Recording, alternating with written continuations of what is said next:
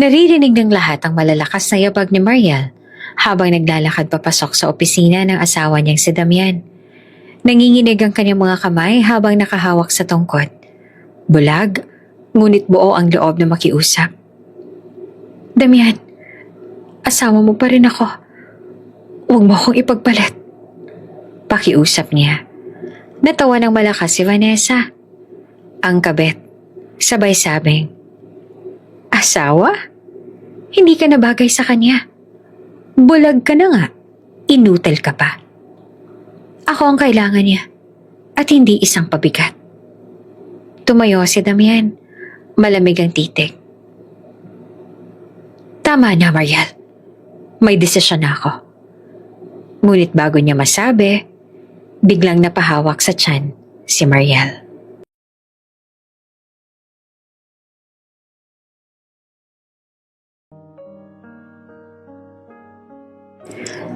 Narinig ng lahat ang malalakas na yabag ng takong habang unti-unting bumubukas ang pinto ng executive floor. Lumingon ang mga empleyado, nagbubulungan at nagkakatinginan. Hindi ito ordinaryong bisita. Si Mariel, ang asawa ng kanilang CEO na si Damian, ang nakatayo sa bungad ng opisina. Nakasandal siya sa tungkod. Marahang humihinga. Nanginginig ang daliri habang pinipilit na magpatuloy. Si Ma'am Mariel? Bulong ng isang sekretarya habang bibilis na itinatago ang ilang papeles sa mesa. Hindi nila alam kung bakit siya naroon, pero ramdam nila na may bigat na dahilan. Si Mariel, kahit bulag, ay may maayos na bihis. Simple, ngunit elegante. Puting bestida na mahaba. Buhok na nakaayos at maayos. Mukha na may bakas ng pagod ngunit puno ng tapang. Isa-isang yabag, marahan niyang tinatahak ang sahig ng opisina. Damian, mahinang tawag niya, na ang tinig ay may halong pag-aalinlangan at pagmamakaawa. Sa loob ng malaking opisina, nakaupo si Damian sa swivel chair. Malamig ang tingin, abala sa mga papeles, at halatang naiinis sa biglang pagdating ng asawa. Tumayo siya at mabilis na lumapit. Mariel? Anong ginagawa mo dito? Malamig niyang tanong. Ramdam ang inis. Hinawakan ni Mariel ang kanyang dibdib. Humugot ng malalim na hininga. Damian, asawa mo pa rin ako. Huwag mo akong iwanan. Hindi ako sumuko noon kahit nawalan ako ng paningin. Huwag mo naman akong itapon ngayon. Tahimik ang buong opisina. Ang mga staff ay hindi makatingin ng diretsyo. Nahihiya para kay Mariel. Sa halip na ang CEO nila ang pinapahiya, tila kabaligtaran ang nangyayari. Ang asawa ng CEO ang humihingi ng awa. Pero bago pa man makasagot si Damian, bumukas muli ang pinto. Dumating si Vanessa, ang glamorous na kabit. Naka-dress, matulis sa mga takong, at may hawak na mamahaling bag. Agad siyang humisi nang makita niya si Mariel. Oh, wow! Sarcastic ang wika ni Vanessa. Nag-effort ka pa talagang pumunta dito kahit bulag ka. Ramdam mo siguro na hindi ka na bagay kay Damian, ano? Napayo ko si Mariel. Nanginginig ang mga labi. Hindi niya alam kung paanong lalaban sa mga salitang parang kutsilyo ang talim. Nagpatuloy si Vanessa. Malakas ang boses para marinig ng lahat. Tingnan mo nga sarili mo. Bulag ka na nga. Wala ka ng silbi. Ako ang kailangan ni Damian. Maganda, matalino, at kayang sumabay sa lahat ng pangarap niya. Ikaw, isa ka lang pabigat. Vanessa, tama na. Singit naman ni Damian. Ngunit malamig pa rin ang tono. Hindi na nakapagtimpe si Mariel. Lumapit siya kay Damian. Hawak ang braso nito na para bang doon siya kumakapit ng lakas. Damian, nakikiusap ako. Huwag mo akong iwan. Asawa mo ako, diba? Sinumpaan natin yan sa harap ng Diyos. Kahit bulag ako, kaya ko pa rin namang mahalin ka. Kaya ko maging asawa mo. Tumawa si Vanessa. Malakas at puno ng pang-iinsulto. Mahal? Damian, ito ba ang gusto mong makasama habang buhay? Isang bulag na walang silbi? Tingnan mo nga siya. Kawawa. Naramdaman naman ni Mariel ang panginginig ng kanyang tuhod, pero pinilit niyang tumayo ng tuwid. Hindi ako kawawa, Vanessa. Hindi mo lang alam kung gaano ko kamahal ang asawa ko. Hindi mo alam kung ano ang kaya kong ibigay para sa kanya. Napapikit si Damian. Halatang naiipit sa sitwasyon, pero hindi niya kayang ipagtanggol si Mariel. Sa halip, marahas niyang tinanggal ang kamay ng asawa mula sa kanyang braso. Mariel, malamig yung wika. Tama na. Pinapahiya mo lang ang sarili mo. Natigilan ng lahat. Ang mga empleyado ay nakaramdam ng kirot para kay Mariel. Ang mismong asawa na dapat kakampi niya, siya pang nagtaboy sa kanya. Damian? Halos pabulong na sabi ni Mariel na puno ng sakit ang tinig. Ipinapahiya mo ba ako sa harap ng lahat? Hindi mo ba naiintindihan? Biglang sigaw ni Damian. Dahilan para mapatingin ang lahat. Ayoko na. Gusto ko nang tapusin to. Hindi kita kayang alagaan habang buhay. At ayoko matali sa isang bulag. Para bang may sumaksak sa dibdib ni Mariel, ramdam niya ang malamig na panginginig ng hangin sa paligid. Unti-unti siyang umatras. Hawak ang tungkod, halos madapa. Mabilis na lumapit ang isang staff para tulungan siya, pero agad itong pinigilan ni Damian. Hayaan niyo siya. Sir Damian, sobra ka na. May bulong ng isa sa mga sekretarya pero hindi na sumagot ang CEO. Si Vanessa naman sa kabilang banda, mas lalo pang umiti at naglakad palapit kay Damian. Hinawakan niya ang braso nito na parang pinapakita sa lahat kung sino nga ba ang mas mahalaga. Si Damian? Ngayon, alam na nila kung sino ang dapat mong piliin. Tahimik na nakikinig si Mariel kahit wala siyang nakikita.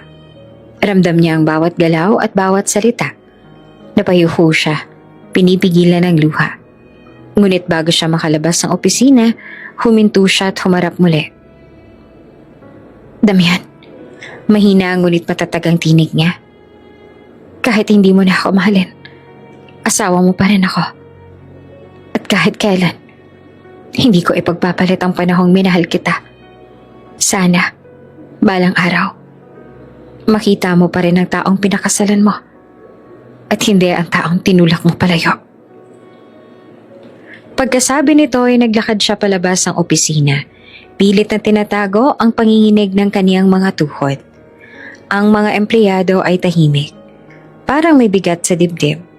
Samantala si Damian ay nananatiling nakatayo. Malamig ang titig.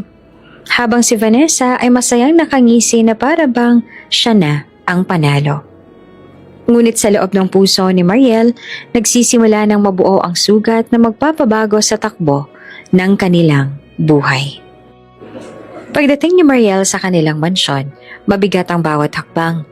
Nakahawak siya sa tungkod, nakayuko at halos wala ng lakas matapos ang sakit na naranasan sa opisina. Tahimik ang paligid, ngunit para sa kanya, parang umaalingaw-ngaw pa rin ang malamig na boses ni Damian. Ayoko na.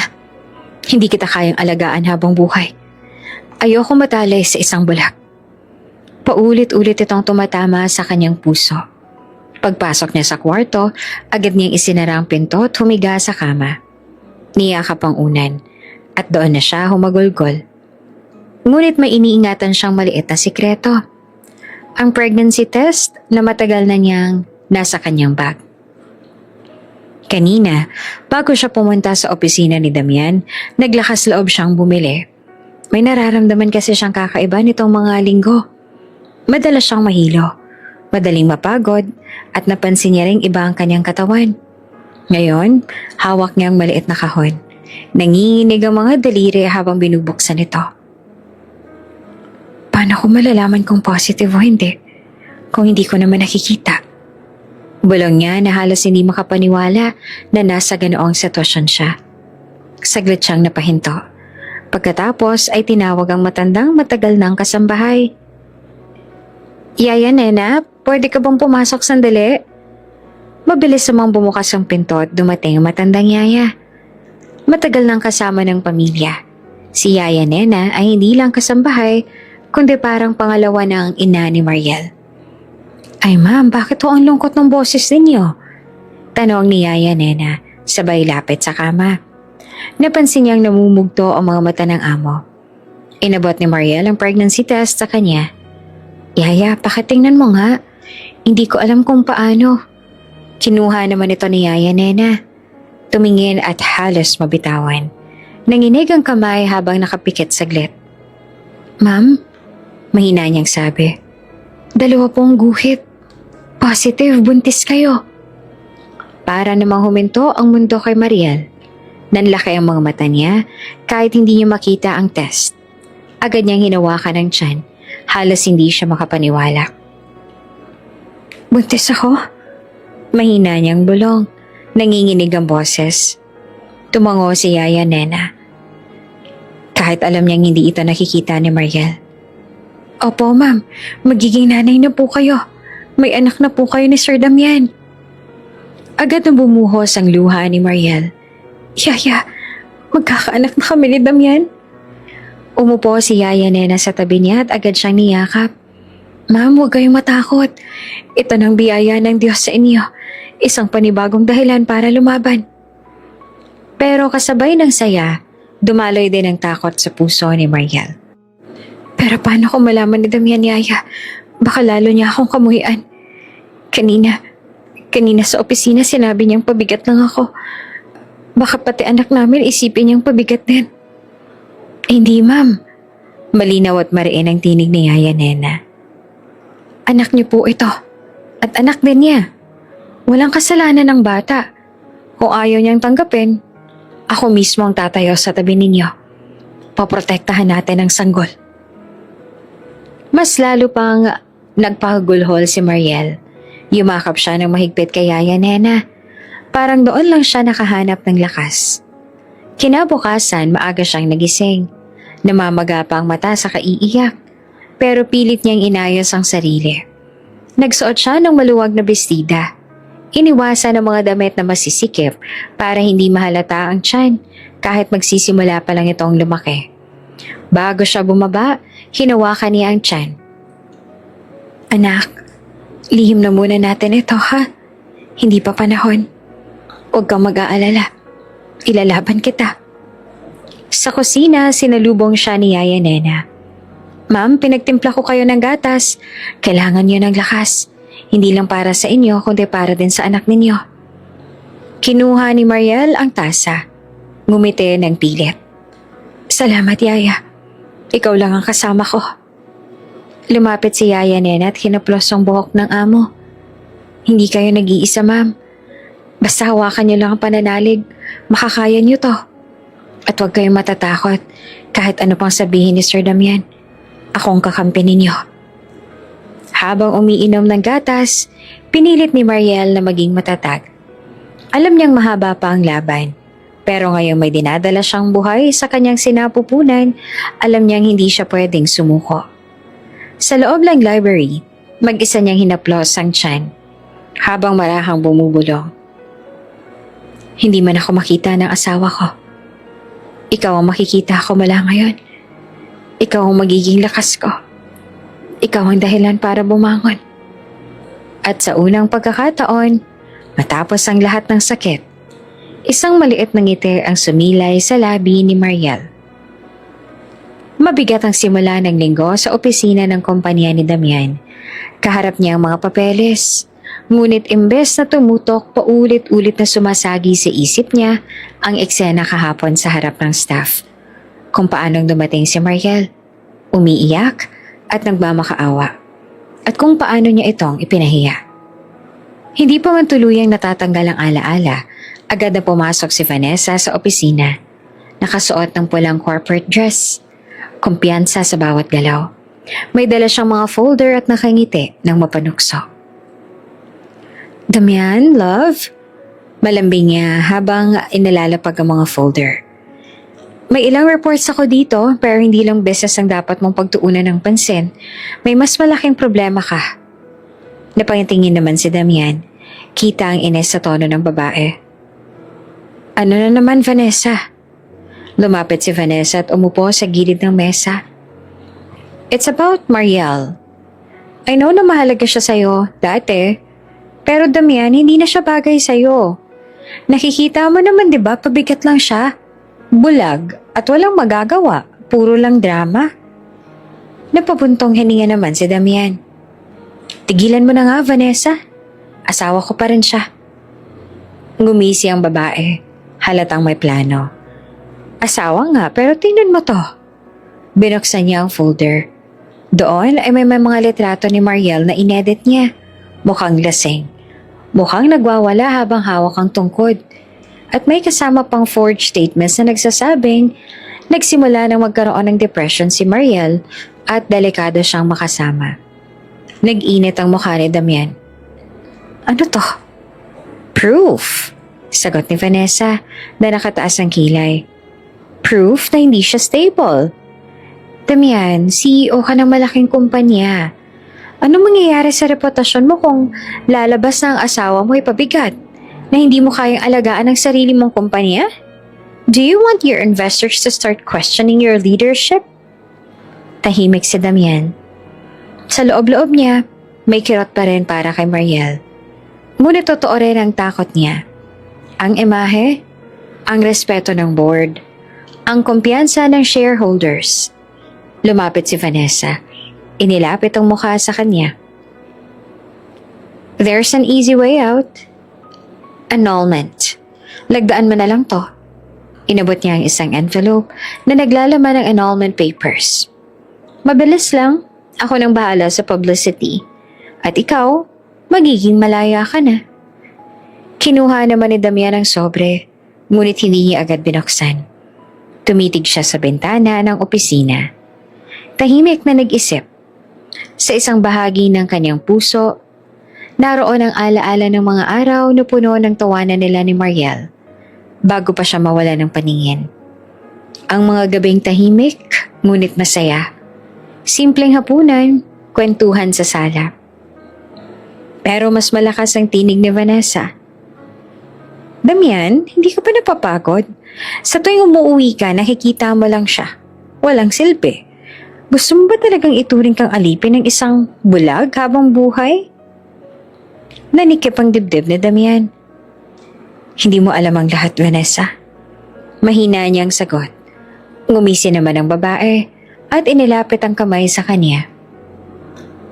Alam ko ang sapat, Damian. At alam kong mas deserve mo ang isang babaeng makakasabay mo. At hindi yung hihilahin ka pababa. Kaya piliin mo na ako. Hindi na nakasagot si Damian. Inipit niya ang sobre sa drawer ng mesa at tumayo. Lumabas ka na muna. Kailangan ko mag-isip. Kinagabihan sa kanilang mansyon, tahimik si Mariel habang nakaupo sa veranda. Hawak niya ang tiyan. At bagamat masaya siyang may bata siya sa sinapupunan, ramdam niya ang lamig ng pagtuturo ni Damian. Hindi pa ito umuuwi. Lumapit si Yaya Nena, dala ang kumot. Ma'am, baka ginawin kayo. Ay na po kayo sa loob. Ngumiti naman si Mariel ng pilit. Salamat, Yaya. Alam mo, minsan iniisip ko, kung aalis man si Damian sa tabi ko, hindi ko alam kung paano ko bubuhayin ang anak ko. Hinawakan siya ni Yaya Nena sa kamay. Ma'am, hindi ko kayo mag-iisa. May Diyos. May anak na nasa tiyan niyo. At andito ako. Kaya kahit anong mangyari, kakayanan natin. Napaluha si Mariel. Yumakap siya sa Yaya. Hindi niya alam na sa kabilang dako, si Damian ay nakaupo sa kotse. Hindi pa makapasok ng bahay. Sa kanyang kamay, hawak-hawak niya ang sobre ng annulment papers. Pinikit niya ang mga mata. Ramdam ang bigat ng desisyon. Kinabukasan, tumawag si Vanessa kay Damian para daw sa isang private lunch meeting. Nakahanda na ang mesa. May alak at masayang musika. Pero para kay Damian, mabigat ang pakiramdam. Love, sign the papers. Giit na Vanessa. Itinulak ang ballpen papunta sa kanya. Kapag lumagda ka, wala ka ng problema. Hindi ka na mapapahiya.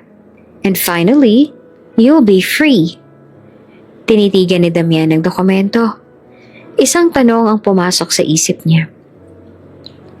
Mas mabuti nga ba kung wala na si Mariel sa buhay niya? At doon nagsimula siyang maniwala na baka totoo ang lahat ng kasinungalingan ni Vanessa. Isang gabi, bumalot ang isang engranding hotel sa lungsod. Nakaset up ang malalaking chandelier, long tables na punong-puno ng wine glasses at red carpet para sa taunang corporate gala ng kumpanya ni Damian. Pagdating niya sa event, agaw pa ang lahat nang makita siyang kasama si Vanessa. Magkasabay silang pumasok. Si Damian ay nakasuot ng itim na suit, seryoso ang mukha. Samantalang si Vanessa naman ay kumikislap sa kanyang silver gown. Nakahawak pa sa braso ng CEO na para bang siya ang tunay na asawa.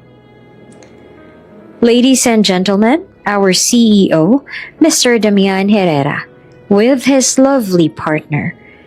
Anunsyo ng host. Nagpalakpakan ng mga bisita.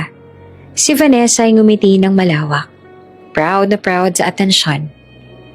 Partner. Ulit pa ng mga tao. Hindi alam na si Mariel pa rin ang tunay na asawa. Samantala sa kanilang mansyon, tahimik na nakaupo si Mariel sa sala. Nakahawak siya sa tiyan. Pinipilit na maging kalmado. Balita sa isang media na may corporate gala ang lahat ng mga mayayaman sa syudad. Hindi siya sinama ni Damian. Alam niyang may iba pang dahilan.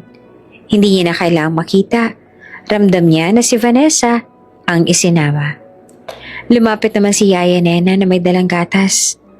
Ma'am, uminom muna kayo. Baka bumaba ang dugo ninyo. Ngumiti naman si Mariel ng pilit. Salamat, Yaya.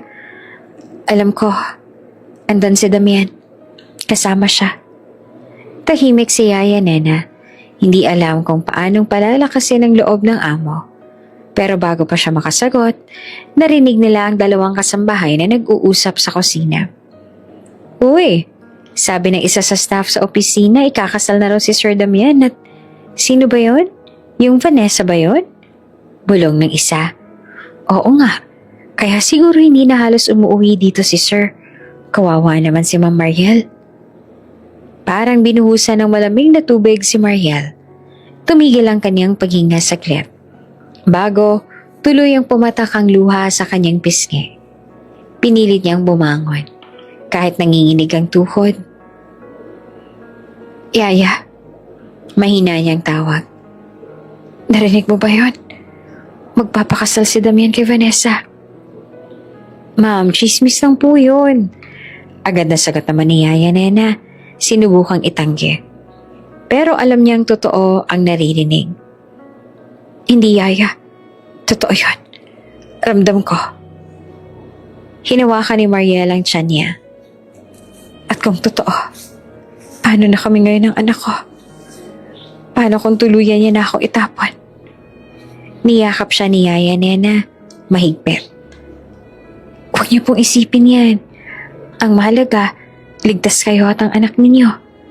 Hayaan ninyo, ako nang bahala sa inyo. Kung ayaw ni Sir Damian, hindi niya deserve ang pagmamahal ninyo.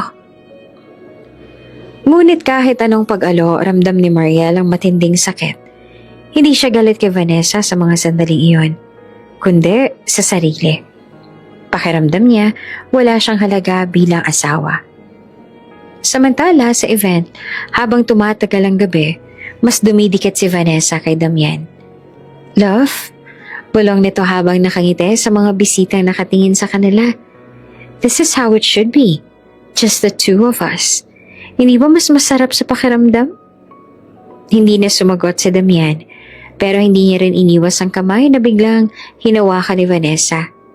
Sa gilid ng ballroom, may ilang board members na nakatingin at nagbubulungan. Good choice si Vanessa. Strong, presentable. Hindi katulad ng asawa niyang bulag. Exactly. Damian deserves someone like her. Narinig naman iyon ni Damian. Imbes na magalit, ramdam niyang mas lumalakas ang pressure sa kanya. Para bang tama si Vanessa. Para bang si Mariel ay pabigat lang naman talaga. Pag uwi niya ng hating gabi, tahimik ang mansyon. Hindi niya agad pinansin si Mariel na gising pa sa veranda, hawak-hawak ang tiyan. Kamusta ang event? Mahina niyang tanong. Pinipilit na maging normal. Maganda. Malamig na sagot naman ni Damian ng walang emosyon. Huwag ka na magpuyat. Dumiretso na sa kwarto nang hindi man lang lumingon. Naiwan si Mariel sa veranda. Tuluyang bumuhos ang luha. Sa sobrang sakit, napahawak siya sa tiyan at marahang kinausap ang dinadala. Anak, kahit hindi na ako mahal ng daddy mo, hindi kita iiwan. Ikaw lang natitirang dahilan ko para lumaban. Nagdasal siya ng tahimik. Hinihiling na sana, balang araw, makita rin na Damian ang halaga niya at ng anak nila. Pero sa mga oras na yon, alam niyang unti-unti nang tinatalikuran siya ng lalaking minsan ay minahal siya ng buong puso. Malakas ang ulan ng araw na yon. Sa loob ng mansyon, mag-isa si Mariel sa kanyang silid. Simula nang narinig niyang may balak magpakasal si Damian kay Vanessa, hindi na siya mapakali. Paulit-ulit siyang napapahawak sa kanyang tiyan. Pilit pinapakalma ang sarili. Anak, huwag kang bibitaw ha. Kakayanin natin to. Bulong niya na nanginginig ang labi. Lumapit naman si Yaya Nena. Dala ang sopa sa tubig. Ma'am, kumain na po kayo kahit kaunti lang. Hindi naman po pwedeng puro iyak at pag-aalala lang ang ginagawa ninyo. Ngunit bago pa siya makasagot, biglang sumakit ang kanyang puson. Napayuko siya. Napahawak ng mahigpit sa tiyan. Ang sakit. Parang, Humihingal niyang wika. Nagulat naman si Yaya Nena. Agad siyang inalalayan. Diyos ko ma'am, kailangan natin daling kayo sa ospital. Mabilis silang tinawag ang driver at dinala si Mariel sa pinakamalapit na ospital. Basang-basa siya ng ulan nang pinasakay sa wheelchair. Nanginginig at namumutla. Habang binabaybay nila ang kalsada, pilit niyang hinahanap ang cellphone. Si Damian. Tawagan mo si Damian, Yaya. Mahina niyang utos. Tumango naman si Yaya Nena. Agad na tinawagan ang numero ng amo. Ngunit ilang ulit man niyang didial, palaging voicemail lang ang naririnig. Sa huli, lumipat siya sa isa pang numero, pero ibang babae ang sumagot. Hello? This is Vanessa? Malanding boses ang pumuno sa linya. Napasinghap si Yaya Nena agad na ibinaba ang tawag. Hindi niya na kayang iparinig kay Mariel. Pagdating ng ospital, agad na sinulubong sila ng nurse at tinulak ang wheelchair ni Mariel papasok sa emergency room. Critical doctor, bleeding! Sigaw ng nurse. Nega naman si Mariel sa kama, halos mawala ng malay. Habang ikinakabit sa kanya ang dextrose, mahigpit niyang hinawakan ang kamay ni Yaya Nena. Yaya, yung anak ko, huwag mo siyang pababayaan. Ma'am, hindi po. Laban lang. Naririto lang ako at ligtas kayo ng baby. Pigiluhan niya namang sagot. Maya-maya ay pumasok ang doktor. Isang seryosong babae na may suot pa ding puting coat. Tinignan niya ang monitor tsaka tumingin kay Mariel. Mrs. Herrera, munti ka na kayo mawala ng bata. Stress at matinding pagod ang dahilan ng halos pagkalaglag. Kung hindi kayo nadala agad sa ospital, baka wala na siya. Tuluyang bumagsak ang luha ni Mariel. Dok, buhay pa bang anak ko? Halos pabulong yung tanong. Buhay siya, pero kailangan ninyong mag-ingat. Bawal kayong ma-stress. Bawal kayong umiyak ng sobra. Bawal ninyong pabayaan ang sarili ninyo. Para sa bata, kailangan ninyong lumaban. Habang nagpapaalala ang doktor, tahimik na nagtatanong naman si Yaya Nena. Dok, wala pong asawa si Ma'am na dumating. Kailangan po ba naming ipaalam agad? Umiling naman si Mariel. Pinilit ng umiti kahit may luha. Kahit wag na, Yaya. Ayaw niya ring malaman. Busy siya. Kay Vanessa. Nagkatinginan ng doktor at si Yaya Nena. Parehong ramdam ang bigat ng sitwasyon. Samantala, Sa isang high-end bar sa Makati, masaya nagdiriwang si Damian kasama si Vanessa at ilang kaibigan sa negosyo. Nakaupo siya sa VIP lounge, hawak ang baso ng alak. Si Vanessa nakasandal sa kanya, panay ang bulong ng matatamis sa salita. Damian, tingnan mo. Hindi ba bagay tayo? Kaya huwag mo nang isipin dyan si Mariel, wala naman siyang silbi. Huwag mo na siyang alalahanin. Tumango si Damian, bagamat may kakaunting pag-aalinlangan sa loob niya. Ngunit mas pinili niyang manahimik. Iniiwas ang sarili sa konsensya. Balik sa ospital, nakahiga si Mariel, pinipilit na matulog. Hawak pa rin niya ang tiyan. Kinakausap ang sanggol. Anak, pasensya na ha. Hindi kita kayang protektahan ng mag-isa. Pero, ipapangako ko. Kahit bulag ako, kahit iniwan ako ng papa mo, hindi kita susukuan. Umupo si Yaya Nena sa gilid, hawak-hawak ang rosaryo. Sa mga mata niya, puno ng pag-aalala at galit kay Damian. Kung ako lang masusunod, hindi na kita pababalikan sa kanya, ma'am. Hindi ka karapat dapat ratuhin ng ganito. Ngumiti si Mariel, mahina pero matatag. Hindi ko alam, Yaya. Baka balang araw magbago siya pero ngayon, anak ko munang iniisip ko. Kinabukasan, bumisita ulit ang doktor para magpaalala. Mrs. Herrera, nakaligtas kayo ngayong gabi. Pero tandaan ninyo, isang maling hakbang lang, pwedeng mawala ang baby.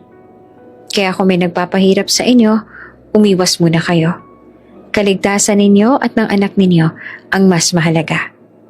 Tumango si Mariel at sa puso niya, unti-unti siyang nagdesisyong hindi na umasa sa pagmamahal ni Damian. Ang bata ang magiging dahilan para siya ay manatiling matatag. Sa kabilang banda, wala namang kaalam-alam si Damian sa nangyayari. Sa isip niya, maayos naman ang lahat. Habang si Mariel, unti-unting lumalaban mag-isa laban sa sakit, pangungutya at pang-iiwan. At sa ospital na yon, nagsimula ang pagbagsak ni Mariel. Ngunit doon din si Sibol ang kanyang lakas bilang isang ina. Tahimik ang silid ng ospital. Tanging tunog ng monitor at mahinang ugong ng aircon ang maririnig. Nakapikit si Mariel, mahigpit na hawak ang tiyan. Katatapos lang ng routine check-up ng nurse pero halatang mahina pa rin siya. Ma'am, magpahinga na muna kayo. Bulong ni Yaya Nena habang inaayos ang kumot. Ngunit biglang bumukas ang pinto. Pumasok ang isang lalaking nakaputing coat. May dalang clipboard. Matangkad, maayos ang tindig at may ngiti sa labi. Napahinto si Yaya Nena. Good morning, Mrs. Herrera. Malambing na bati ng doktor. Ako naka-assign na mag-alaga sa inyo ngayon. Napakunot noon naman si Mariel dahil sa pamilyar ang tinig. Adrian? Lumaki ang mata ng lalaki. Mariel? Naaalala mo pa ako? Kaklase tayo ng college.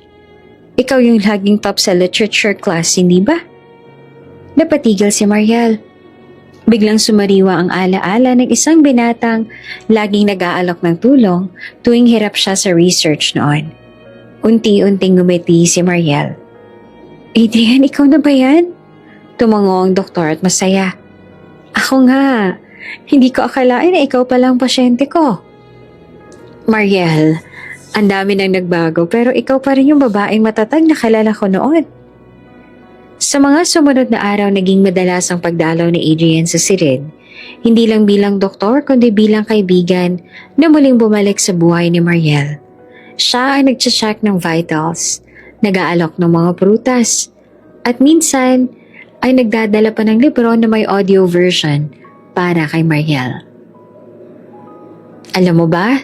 Sabi ni Adrian habang iniaabot ang earphones. Binasa ko mismo ito para sa'yo. Para kahit hindi mo makita, maramdaman mo pa rin ang kwento. Natigilan ni Mariel, hindi mapigilan ang mapangiti. Salamat Adrian. Hindi mo naman kailangan gawin to pero ginagawa mo pa rin. Andito lang ako, Mariel. Sagot niya. Seryoso ang tingin. Hindi ka nag-iisa. Si Yaya Nena nakatingin lang sa kanila. Ramdam ang gaan ng loob ni Mariel sa pagbabalik ng kaibigan. Ngunit sa likod ng isip niya, alam niyang hindi magugustuhan ni Damian ang nakikita. Samantala, abala naman si Damian sa opisina. Nakafocus siya sa mga reports, pero may isang staff ang nagbanggit habang nag-uusap. Sir, alam niyo po ba, yung misis ninyo, nakita ko nung isang araw sa ospital parang may kausap na doktor. Parang close sila. Napalingon naman si Damian. Agad na sumikip ang dibdib. Ano ibig mong sabihin? Wala po sir. Ganun lang, parang concerned lang daw kasi. Hindi na nagsalita si Damian, pero hindi niya naalis sa isip ang narinig. Isang gabi, nagdesisyon siyang dumalaw sa ospital. Hindi siya nagbigay ng abiso kay Mariel. Pagpasok niya sa silid, nadatnan niya nga si Adrian na nakaupo sa tabi ng kama. Hawak ang tasa ng gatas at tinutulungan si Mariel. Oh, dahan-dahan, baka matapon, sabi ni Adrian. Maingat nitong inalalayan si Mariel. Ngunit agad silang napatigil nang bumukas ang pinto. Mariel? Damian? Bulong ni Mariel na halatang nagulat. Nakatitig si Damian kay Adrian. Malamig ang mga mata. At anong ginagawa mo dito? Ngumiti naman si Adrian, kalmado. Ginagampanan ko lang ang trabaho ko bilang doktor at bilang kaibigan na matagal nang nagmamalasakit kay Mariel. Lumapit naman si Damian. Mabigat ang hakbang. Kaibigan? O baka ginagamit mo ang pagiging doktor mo para makalapit sa asawa ko? Damian, tama na. Sabat ni Mariel, nanginginig ang boses. Si Adrian ang nag-aalaga sa akin dahil nagkasakit ako. Well, paano mo nga naman malalaman, di ba? Busy ka sa kabit mo. Saglit na natahimik ang silid. Parang biglang lumubog ang puso niya. Ngunit mas pinili niyang itago ang reaksyon. Paglabas ni Adrian, para bigyan ng espasyo ang mag-asawa, tanging si Mariel at Damian na lang ang naiwan. Hindi ba't dapat ako nandito? Malamig na tanong ni Damian. Ako ang asawa mo. Napapikit si Mariel, pilit pinipigilan ng luha. Pero wala ka. At nung halos mawalan ako ng malay, busy ka kay Vanessa. Kung hindi dumating si Adrian, baka wala na ako. Hindi nakasagot si Damian. Ang selos na nararamdaman niya kanina ay napalitan ng matinding konsensya. Ngunit imbes na umamin, mas pinili niyang manahimik. Iniwan ang silid nang hindi man lang lumingon. Kinabukasan, bumalik si Adrian dala ang mainit na sopas. Kamusta ka na? Nakapagpahinga ka ba? Tumango si Mariel na pilit ng ngumiti. Medyo. Salamat nga pala ha, sa lahat ng ginagawa mo. Hindi ko alam kung paano ko kakayanin kung wala ka. Hinawakan sandali ni Adrian ng kamay niya, mariin ang titig. Hindi mo kailangan kayanin na mag-isa. Nandito ako, Mariel, at hindi ko hahayaang masaktan ka ulit. Sa labas ng silid nakamasid si Damian, mahigpit ang kamao. Sa kauna-unahang pagkakataon, ramdam niya ang pangamba. Baka mawala talaga sa kanya si Mariel. Sa araw na yon, nagsimula ang tunay na apoy ng selos sa puso ni Damian. Hindi man niya aminin, unti-unti siyang kinakain ng takot na baka tuluyang lumayo ang babaeng minsang minahal niya. At ngayon ay muling natatagpuan ng lakas sa piling ng ibang lalaki. Mag-isa sa opisina si Damian kinagabihan, nakatitig sa basa ng alak na hawak. Wala sa mga papeles ang atensyon niya. Paulit-ulit bumabalik sa isipan ng eksena kaninang hapon.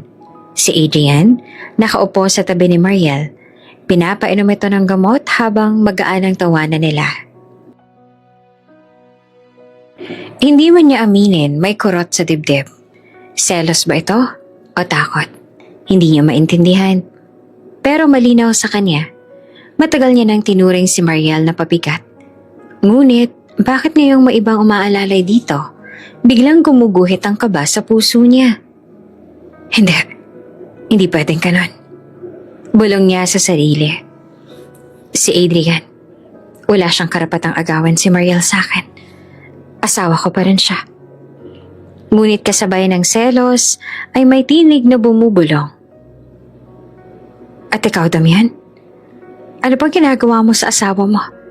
Maliban sa saktan at hiyain siya. Napailing siya at lumagok ng alak. Sinusubukang patayin ang konsensyang gumigising. Kinabukasan, gaya ng nakasanayan, dumating si Vanessa sa opisina. Nakapulang bestida na halos sumigaw ng atensyon. Lumapit ito kay Damian na tila ba nag-aalala. Damian, puyat ka ba?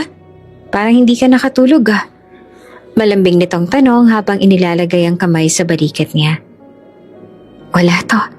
Malamig na sagot ni Damian. May iniisip lang. Nakaramdam naman ng kilite ng pagkakataon si Vanessa. Lumapit pa siya, parang may lihim na ibubulong. Kung tungkol kay Mariel at dun sa doktor, hindi na ako magtataka. Ang daming nakakita. Madalas daw ay pumunta si Adrian sa room ni Mariel. At sa totoo lang, Damian, sa itsura ng closeness nila, tumigil siya saglit. Nagkunwaring nag-aalangan. Hindi ko na alam kung paano ka nakakatiis. Parang binuhusan ng langis ang apoy sa dibdib ni Damian. Anong ibig mo sabihin? Matalim niyang tanong. Hindi naman sa nanghuhusga ako Sagot ni Vanessa na kunwari ay maamo. Pero kung ako sa'yo, magdududa na ako. Bulag si Mariel. Madaling umasa sa iba. At kung si Adrian ang laging nandyan, baka naman nahulog na siya. Nanahimik si Damian, ngunit sa loob-loob niya, mas lalo niyang naramdaman ang kirot ng selos. Hindi na siya mapakali. Sa halip na mag-isip ng tama, mas pinili niyang paniwalaan ang lason na ibinubulong ni Vanessa. Sa mansyon, pinilit ni Mariel na maging kalmado. Simula nang nakalabas sa ospital kahapon, tahimik siyang naglalakad sa sala, hawak ang tungkod. Habang si Yaya Nena naman ay abalang nag-aayos ng hapunan. Ma'am, kumain na po muna kayo bago dumating si Sir. Malumanay na sabi ng Yaya. Ngumiti si Mariel. Oo Yaya, salamat. Ngunit bago pa man makapagsimula, bumukas ang pinto at dumating si Damian, kasama si Vanessa na may bitbit pang mga dokumento. Nanlamig agad ang pakiramdam ni Mariel. Damian, mahina niyang bate. Mabuti't umuwi ka. Ngunit hindi siya pinansin ng asawa. Sa halip ay diretsong nagpunta ito sa mesa at ibinagsak ang mga papel. Anong ibig sabihin nito, Mariel? Bulyaw niya. Napakunot ang noon ng babae.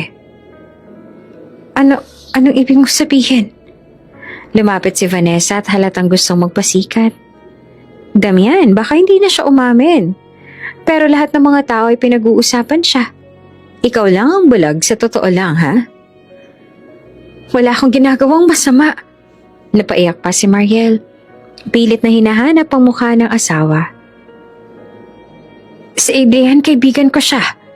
Doktor pa siya. Tinutulungan lang niya ako. Hindi kita niloloko, Damian. Pero sarado ang isip ng lalaki. Hindi ako tanga. Nakita ako kung gaano kayo ka-close. At ngayon, bakit mga tao nagsasabi na may relasyon kayo? Hindi totoo yan, Damian. Maniwala ka.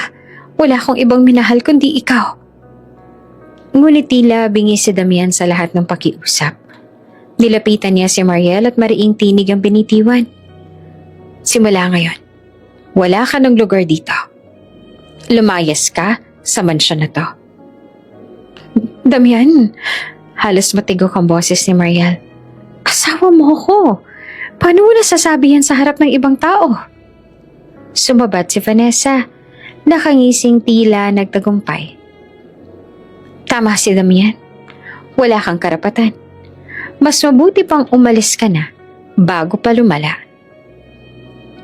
Sir, singit pa ni Yaya Nena na luhaan na rin. Mali po to. Alam ko pong inosente si Ma'am. Sa Diyos ako nanunumpa. Wala siyang ginagawang masama. Pero hindi na nakikinig si Damian. Tumalikod siya, iniwan silang luhaan sa sala at umakyat sa kwarto. Kinabukasan, abala si Yaya Nena sa pagbabalot ng ilang gamit ni Mariel. Isang maliit na bag lang ang naisama. Ilang damit, tungkod at mga gamit na pang-personal. Wala siyang alahas. Wala siyang pera mula kay Damian. Ma'am, nanginginig ang boses ni Yaya Nena. Paano po kayo? Wala kayong mapupuntahan. Hinawakan ni Mariel ang kamay ng Yaya. Pinilit ng ngumiti kahit na namumugto ang mata. Huwag kang mag-aalala, Yaya. Para sa anak ko, kakayanin ko. Lalaban ako. Niyakap siya ni Yaya Nena. Sasamahan kita, ma'am. Hindi kita iiwan. At sa araw na yon, tuluyan nilang nilisan ng mansyon. Walang sumilip na asawa para pigilan siya. Walang humabol para sabihing nagkamali. Tanging ang bigat ng puso, ang pandilin lang ni Vanessa, at ang lihim na batang nagiging dahilan ng kanyang lakas, ang bitbit ni Mariel.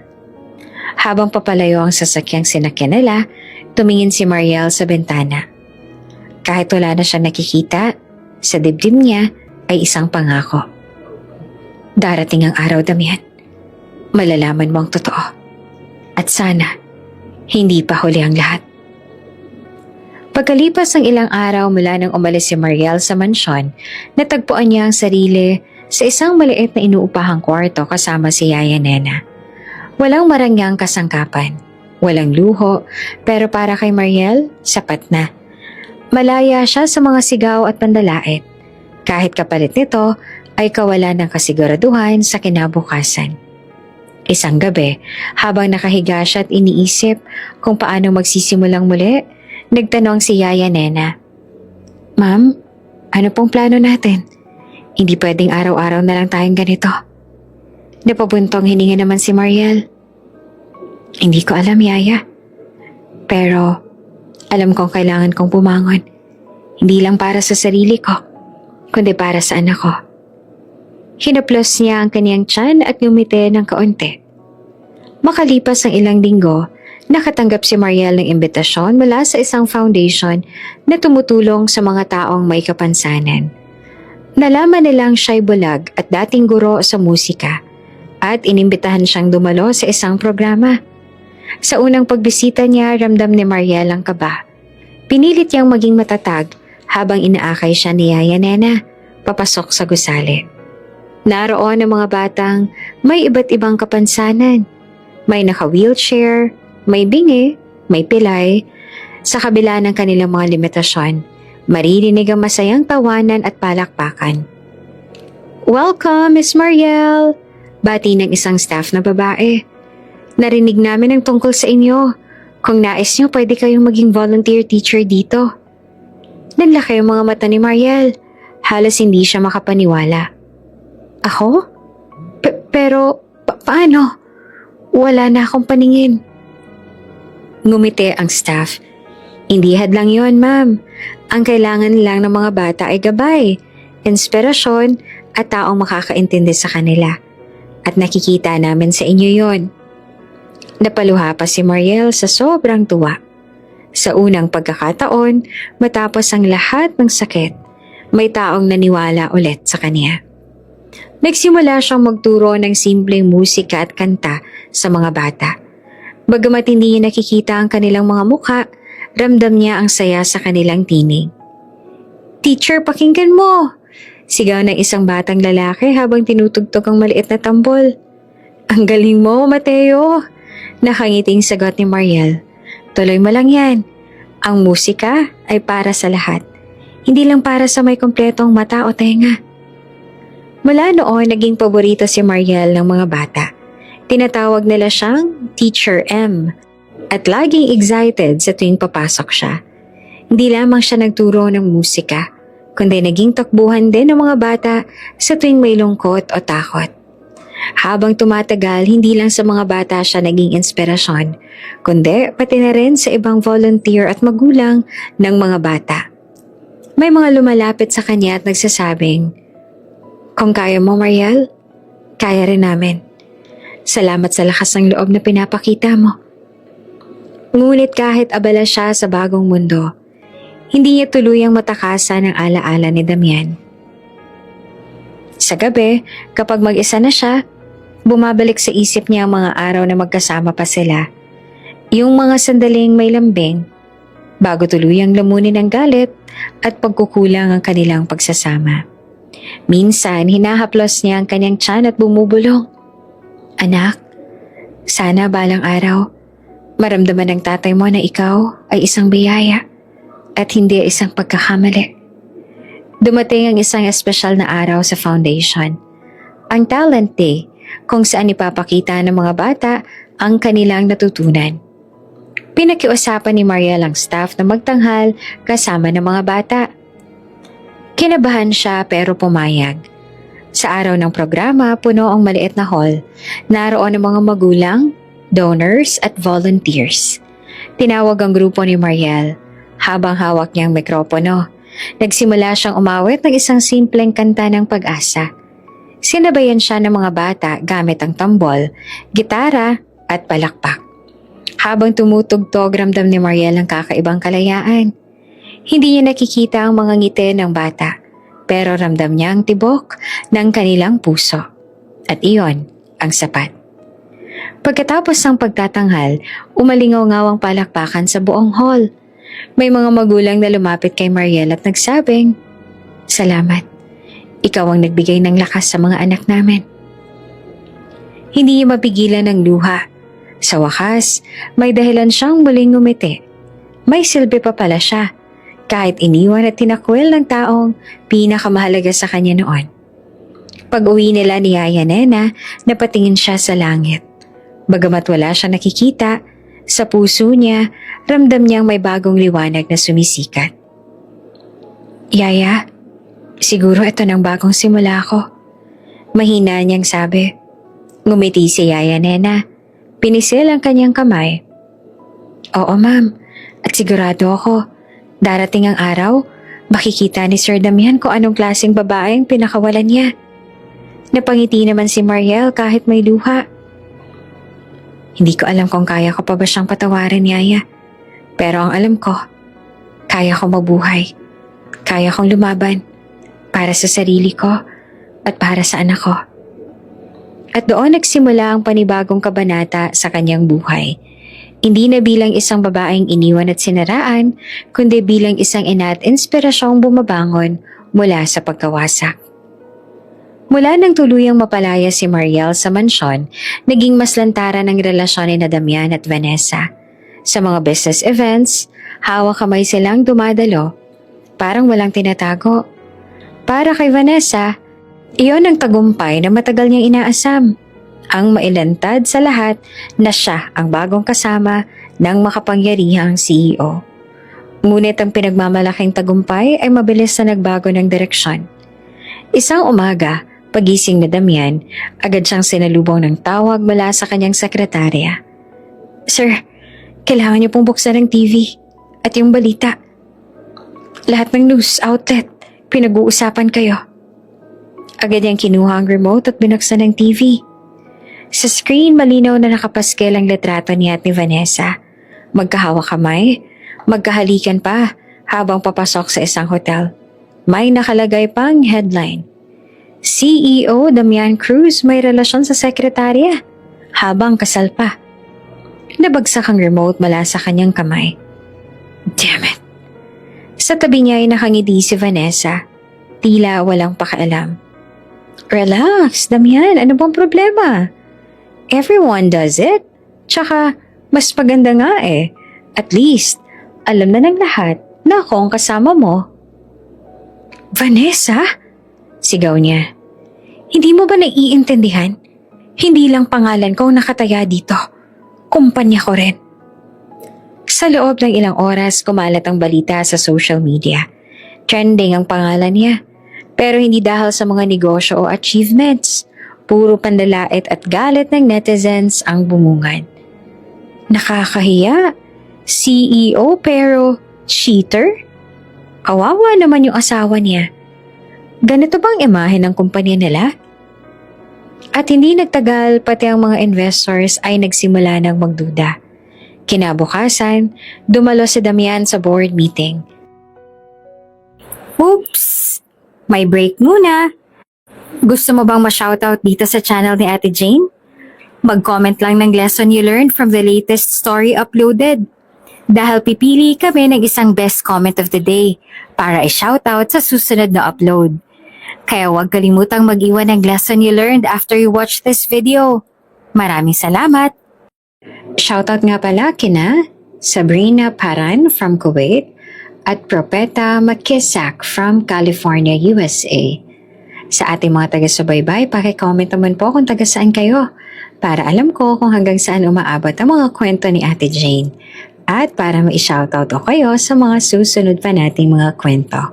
Maraming salamat sa pakikinig!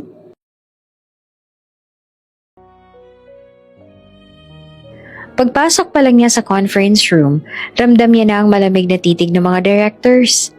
Wala na ang dati nilang paggalang. Puro panghuhusga at pagkadismaya ang nasa mga mata nila. Isang direktor ang unang nagsalita. Damian, we've been trying to defend you for years. Pero this time, hindi na namin kayang takpan. Personal na buhay ko to.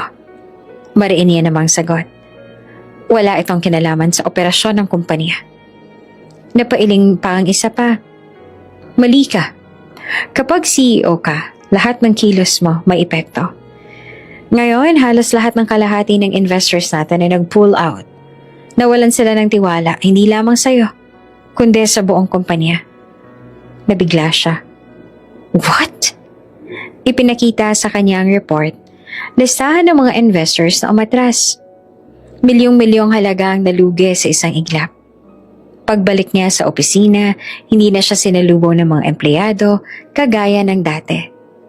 Kung dati ay halos yumuko ang lahat tuwing dumaraan siya. Ngayon ay iwas tingin at bulungan ang natanggap niya. Sa loob ng opisina, sinubukan niyang ayusin ang damage control. Tinawagan niya ang PR team pero sinabi ng head, Sir, hindi na namin makontrol ang narrative. Ang imahe ninyo ay sira na sa publiko. Lalong sumama ang pakiramdam niya. Para siyang hinihila pababa ng isang malalim na hukay na wala na makakapigil.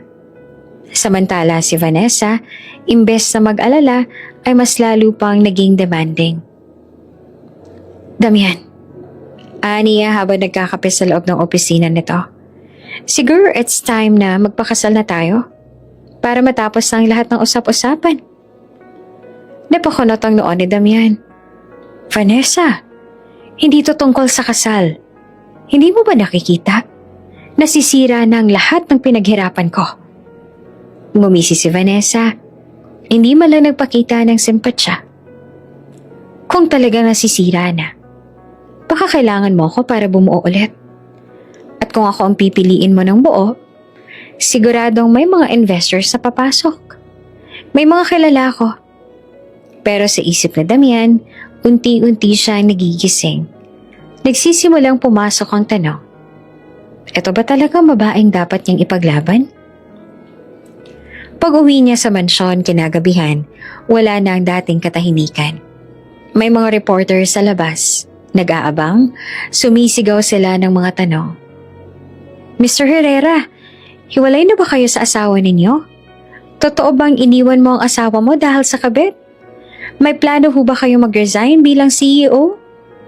Halos mabingi siya sa dami ng flash ng camera at sigawan. Pinilit niyang pumasok sa loob. Pero sa puso niya, ramdam na bumabagsak na ang mundong itinayo niya. Makalipas ang ilang linggo, lalong lumala ang sitwasyon. Sunod-sunod ang kanselasyon ng mga kontrata. May mga projects na na-pull out. Ang dating matatag na pangalan ni Damian sa industriya ay ngayon laman na lang ng chismis at kahihiyan. Sa isang gabi, nagkulong siya sa opisina. Hawak ang isang baso ng alak. Nakatingin siya sa mga papeles ng kumpanya, pero wala na siyang lakas para magdesisyon. Naalala niya si Mariel, kung paano ito laging nakaupo sa tabi niya dati. Nag-aalalay ng mga salita ng suporta kahit hindi niya nakikita ang mga pinagdadaanan nito. Ngayon, wala na si Mariel. At kapalit ng pagkawala niya, ang tuluyang pagbagsak ng lahat. Sir, mahinang tawag ng sekretarya na pumasok. The board, they're considering removing you as CEO. Parang binagsakan si Damian ng langit at lupa. Dati, siyang tinitingala. Ngayon, isa na lang siyang kahihiyan. At sa gitna ng katahimikan ng kanyang opisina, doon niya unang naramdaman ang tunay na bigat ng kanyang mga desisyon at kung paanong unti-unti siyang pinapatunayan ng tadhana na hindi lahat ng bagay ay makukuha sa pera, kapangyarihan o pride. Tahimik ang conference room ng Herrera Corporation nang pumasok si Damian. Dati, bawat hakbang niya ay sinasalubong ng paggalang at respeto. Pero ngayong araw, ramdam niyang malamig na hangin at mabigat na tingin ng board of directors. Ang ilan nakayuko at ang iba naman nakasandal. Nakahalukip-kip na para bang may inaabangan na eksenang hindi ka nais-nais. Bitbit ng assistant niya ang mga folder ng reports, pero hindi iyon ang pakay ng mga nasa mesa. May ibang usapin na nakahanda ng sumabog. Good morning. Pilit na bati ni Damian. Pinapakita na kalmado siya kahit ramdam niyang wasak pa rin ang reputasyon niya matapos lumabas sa media ang eskandalo niya kay Vanessa. Ngunit bago pa man siya makapagsimula ng presentation, biglang nagsalita ang isang director. Mr. Herrera, bago tayo dumiretso sa numbers, may nais kaming linawin. Nagtaka si Damian. Ano yon? Tahimik ang lahat. Isa sa mga board members, isang matandang babae na kilalang matalim ang obserbasyon. Inilabas ang isang tabloid na may naka-feature na larawan. Malinaw ang kuha. Si Mariel, nakadress na maluwag pero halatang bakat ang bilog ng kaniyang tiyan. Dahan-dahang isinilide ng director ang pahayagan sa mesa, papalapit kay Damian. Ito ba ang asawa mo? Nanlaki ang mga mata niya nang makita ang larawan. Hindi niya maipaliwanag ang kaba na biglang sumiklab sa dibdib niya. Oo, si Mariel yun. Nakangiti habang kausap ng mga bata sa isang charity event. Pero ang mas pumukaw ng atensyon niya ay ang hindi maitatangging baby bump ng babae. Nagtinginan ng lahat ng director sa tila naghihintay ng sagot. Buntis sa litrato. At ayon sa caption, siya raw ay nagvo-volunteer sa isang foundation para sa may mga kapansanan. Patuloy pa ng matandang direktor. At sinasabi ng artikulo, asawa mo raw siya? Dati? Halos mabingi si Damian sa tunog ng tibok ng kanyang puso. Napalunok siya at hindi agad nakasagot. Mr. Herrera, singit pa ng isang direktor. Anak mo ba ang dinadala ng asawa mo? Parang bumagal ang oras para kay Damian. Ang lahat ng naririnig niya ay naghalo-halo na. Ang pagtatawanan ng media, ang mga bulungan ng mga empleyado, ang matalim na tingin ng mga board members. Hindi ko alam. Halos pabulong niyang sagot. Nagkatinginan ng lahat sa kanya. Gulat at pagkatismaya ang nasa mukha nila. Ang CEO ng Cruise Corporation. Hindi alam kung buntis ang sariling asawa. Hindi mo alam? Matalim na ulit ng isang board member. Ibig sabihin ba nito, wala kang pakialam sa kanya? O baka naman totoo ang kumakalat na chismis na mas pinili mo ang sekretaryo mo kesa sa asawa mo? Ramdam ni Damian ang pagkakasakal. Ang mga salita ay parang mga punyal na bumabaon sa dibdib niya. Wala siyang maisagot. Totoo, pinabayaan niya si Mariel. Pinili niya si Vanessa. Habang tumatagal, lalo siyang napapaisip. Kung buntis si Mariel, paano? Kailan? Naaalala niya mga gabing hindi niya pinalayas ang asawa. Ang mga araw na pinapahiya niya ito sa opisina. Ang huling pagkakataon na nagmamakaawa ito sa kanya bago siya tuluyang pinili ni Vanessa. Kung totoo man to, singit ng isang direktor, maaaring may tagapagmana ang kumpanya. Pero paano namin maipagtatanggol ang pangalan ng kumpanya kung ang mismong CEO ang walang kaalam-alam? Naghalong hiya at kaba kay Damian, nanlamig ang kanyang mga kamay, para siyang nalalamon ng sariling kasalanan. Pagkatapos ng meeting, nagkulong siya sa opisina. Paulit-ulit niyang tinitingnan ang larawan ni Mariel sa tabloid. Hindi niya na maalis ang tingin sa bilog ng tiyan nito. "Buntis ka," bulong niya. Parang siya lang ang nakakarinig. At ako, wala man lang alam. Doon na sumabog ang damdamin niya.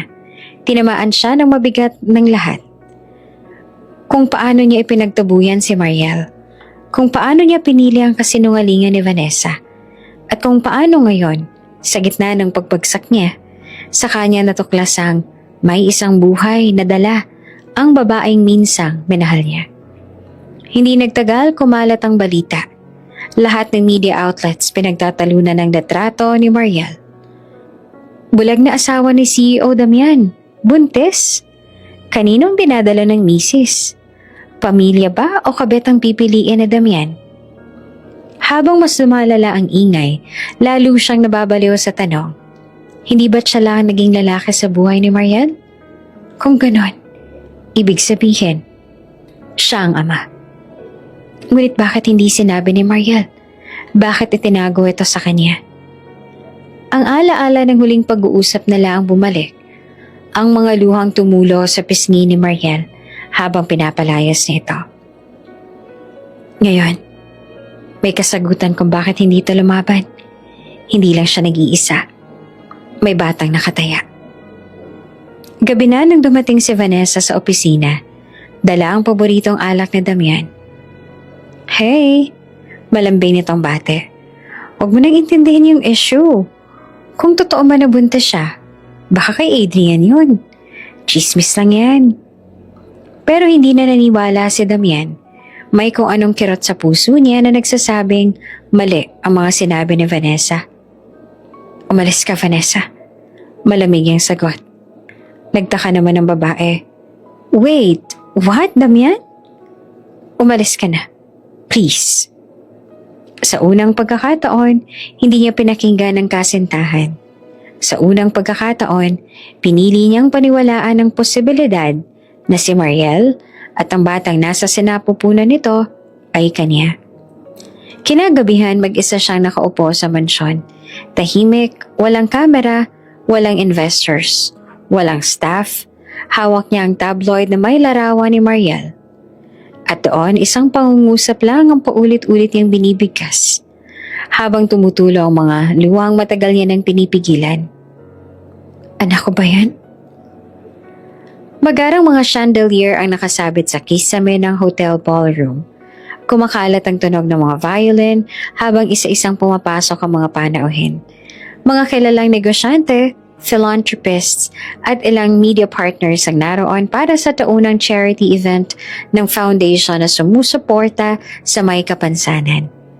Nakahanda si Damian sa kanyang mesa, nakasuot ng itim na tuxedo, subalit halata ang bigat sa kanyang mukha. Ang kumpanya niya ay nasa bingit ng pagkasira. Ilang investors ang umatras matapos ang iskandalong kumakalat tungkol sa kanya at kay Vanessa. At ngayong gabi, alam niyang kailangan niyang magpakitang tao upang ipakitang matatag pa rin siya bilang CEO. Ngunit hindi niya inaasahan ang eksenang sasalubong sa kanya. "Ladies and gentlemen, let us welcome our guest speaker tonight, Miss Mariel Santiago." Parang huminto ang oras nang marinig ni Damian ang pangalan. Mabilis siyang napalingon sa entablado. At doon, nakita niya ang babaeng matagal niya nang hindi nakikita. Si Mariel. Nakatayo ito sa stage. Nakasuot ng simple pero eleganteng navy blue na gown. Bagamat hawak pa rin ang kanyang baston, kita na ang umbok ng kanyang tiyan. Ibang-iba na ang aura niya. May kumpiyansa, may lakas. Halos hindi naman makapaniwala si Damian. Ito pa rin ba ang babaeng iniwan niyang luhaan at pinapalayas mula sa kanilang mansyon? Nagsimulang magsalita si Mariel at tumahimik ang buong ballroom. "Alam kong marami sa inyo ang dumating dito upang magbigay ng suporta sa aming foundation. Pero higit pa sa donasyon, ang pinakakailangan ng mga kagaya namin ay ang pagtanggap at respeto. Oo, balag ako. Pero hindi ibig sabihin na wala na akong kakayahang mabuhay ng normal. Magmahal. At mahalin. May mga ngiti at pagtango mula sa audience. Habang nagsasalita siya, nakikita ni Damian kung paano humahanga ang lahat sa kanya. Hindi bilang isang babaeng may kapansanan, kundi bilang isang simbolo ng lakas at inspirasyon. Naramdaman ni Damian ang kirot sa dibdib. Kung gaano niyang sinaktan si Mariel noon. Ngayon naman ay siya ang tinatamaan ng bigat ng pagkakamali. Pagkatapos ng speech, nagbigay ng standing ovation ang buong hall. Maraming lumapit kay Mariel upang bumate at makipagkamay. Si Damian sa kabilang banda ay nananatiling nakaupo. Halos natulala sa kanyang kinauupuan. Hindi niya natiis. Tumayo siya at sinundan si Mariel sa hallway. Mariel, mahina niyang tawag. Napalingon naman si Mariel at bahagyang nagulat. Ngunit agad din niyang ibinalik ang kanyang composure. Damian, hindi yun malamig pero hindi rin mainit. Para bang isa lamang siyang kakilala at hindi isang asawa. Ang tagal na natin hindi nagkikita. Mahina ang boses ni Damian, halos paos. Hindi ko alam na ikaw pala ang guest speaker. Bahagyang umiti naman si Mariel, ngunit hindi yun umabot sa kanyang mga mata. Maraming bagay na hindi mo alam, Damian. Saglit siyang napayuko. Hindi niya alam kung paanong magsisimula. Gusto niyang humingi ng tawad pero parang hindi yan sapat. At bago pa siya makapagsalitang muli, biglang sumulpot si Vanessa. So, andito ka na pala. Mapangahas ang tono nito at kitang-kita ang selos sa mga mata. Hindi ka pa rin pala marunong lumayo sa eksena, Mariel. Ginagamit mo pa rin ang pagkabulag mo para kaawaan ka ng mga tao. Napalingon ang ilang donors na dumadaan. Tumitigil ang ilan sa hallway. Nakikinig sa sigalot. Si Mariel hindi nagsalita, nananatiling kalmado. Ngunit halata sa mukha ng mga tao ang pagkagulat at pagkadismaya sa sinabi ni Vanessa. Isang matandang donor ang tumayo mula sa gilid. Miss Vanessa, hindi ko akalaing ganyan ang ugali mo. Ang event na to ay para magbigay inspirasyon at hindi para manghamak. Isa pang babae ang sumabat. Kung ganyan ka, hindi na ako magtitiwala sa kumpanyang kinakatawan mo. Doon nagsimula ang paglayo ng mga tao kay Vanessa. Ang iba, diretsong umiwas sa tagbulungan nang hindi maganda tungkol sa kanya. Namula si Vanessa sa hiya at galit. Hindi niyo ako naiintindihan. Sigaw niya bago nagmamadaling lumabas ng hall. Si Damian ay nakatayo lamang. Hindi makagalaw.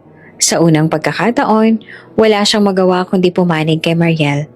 Hindi dahil kailangan, kundi dahil ramdam niyang mali ang lahat ng pinagagawa niya noon kay Vanessa laban sa kanya. Mariel, muli niyang tawag. Ngunit tinulak siya nito ng magaan gamit ang baston. Hindi mo na kailangang magsalita, Damian. Masaya na ako sa buhay ko ngayon. Hindi na ako ang babaeng iniwan mo noon. At tuluyan na siyang naglakad, palayo. Taas noo, bitbit ang dignidad na dati akala ni Damian ay nawasak niya. Nananatiling nakatayo si Damian. Pinagmamasdan ng likod ni Mariel habang lumalayo.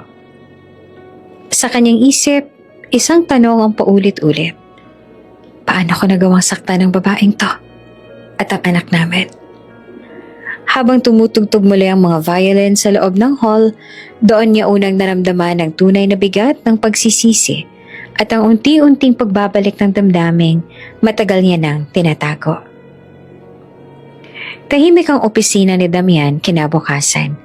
Sa kabila ng mga papeles na nakakalat sa mesa, hindi niya mabuksan ang laptop o maharap ang kahit anong kontrata. Sa halip, nakatitig lang siya sa malaking salamin ng building na tanaw ang syudad. Paulit-ulit na bumabalik sa isip niya ang imahe ni Mariel noong gabing iyon. Nakasuot ng navy blue gown, taas noo at nagsasalita sa harap ng daan-daang tao. Hindi na siyang babaeng pinapahiya at tinatapakan noon. Iba na. Malakas, matatag, at may bagong mundo. At siya, nakatali sa sariling pagkakamali. Sir, okay lang po ba kayo? Maingat na tanong ng assistant niya. Leave me alone. Malamig niyang sagot. Pero hindi galit iyon kundi pagod. Kinagabihan, hindi niya napigilan ng sarili. Pinahanap niya kung saan nagtatrabaho si Mariel. Nang malaman niyang nasa foundation ito, agad siyang nagmaneho papunta roon. Pagdating niya ay bumungad ang masayang tawanan ng mga bata. Nakita niya si Mariel, nakaupo sa bench.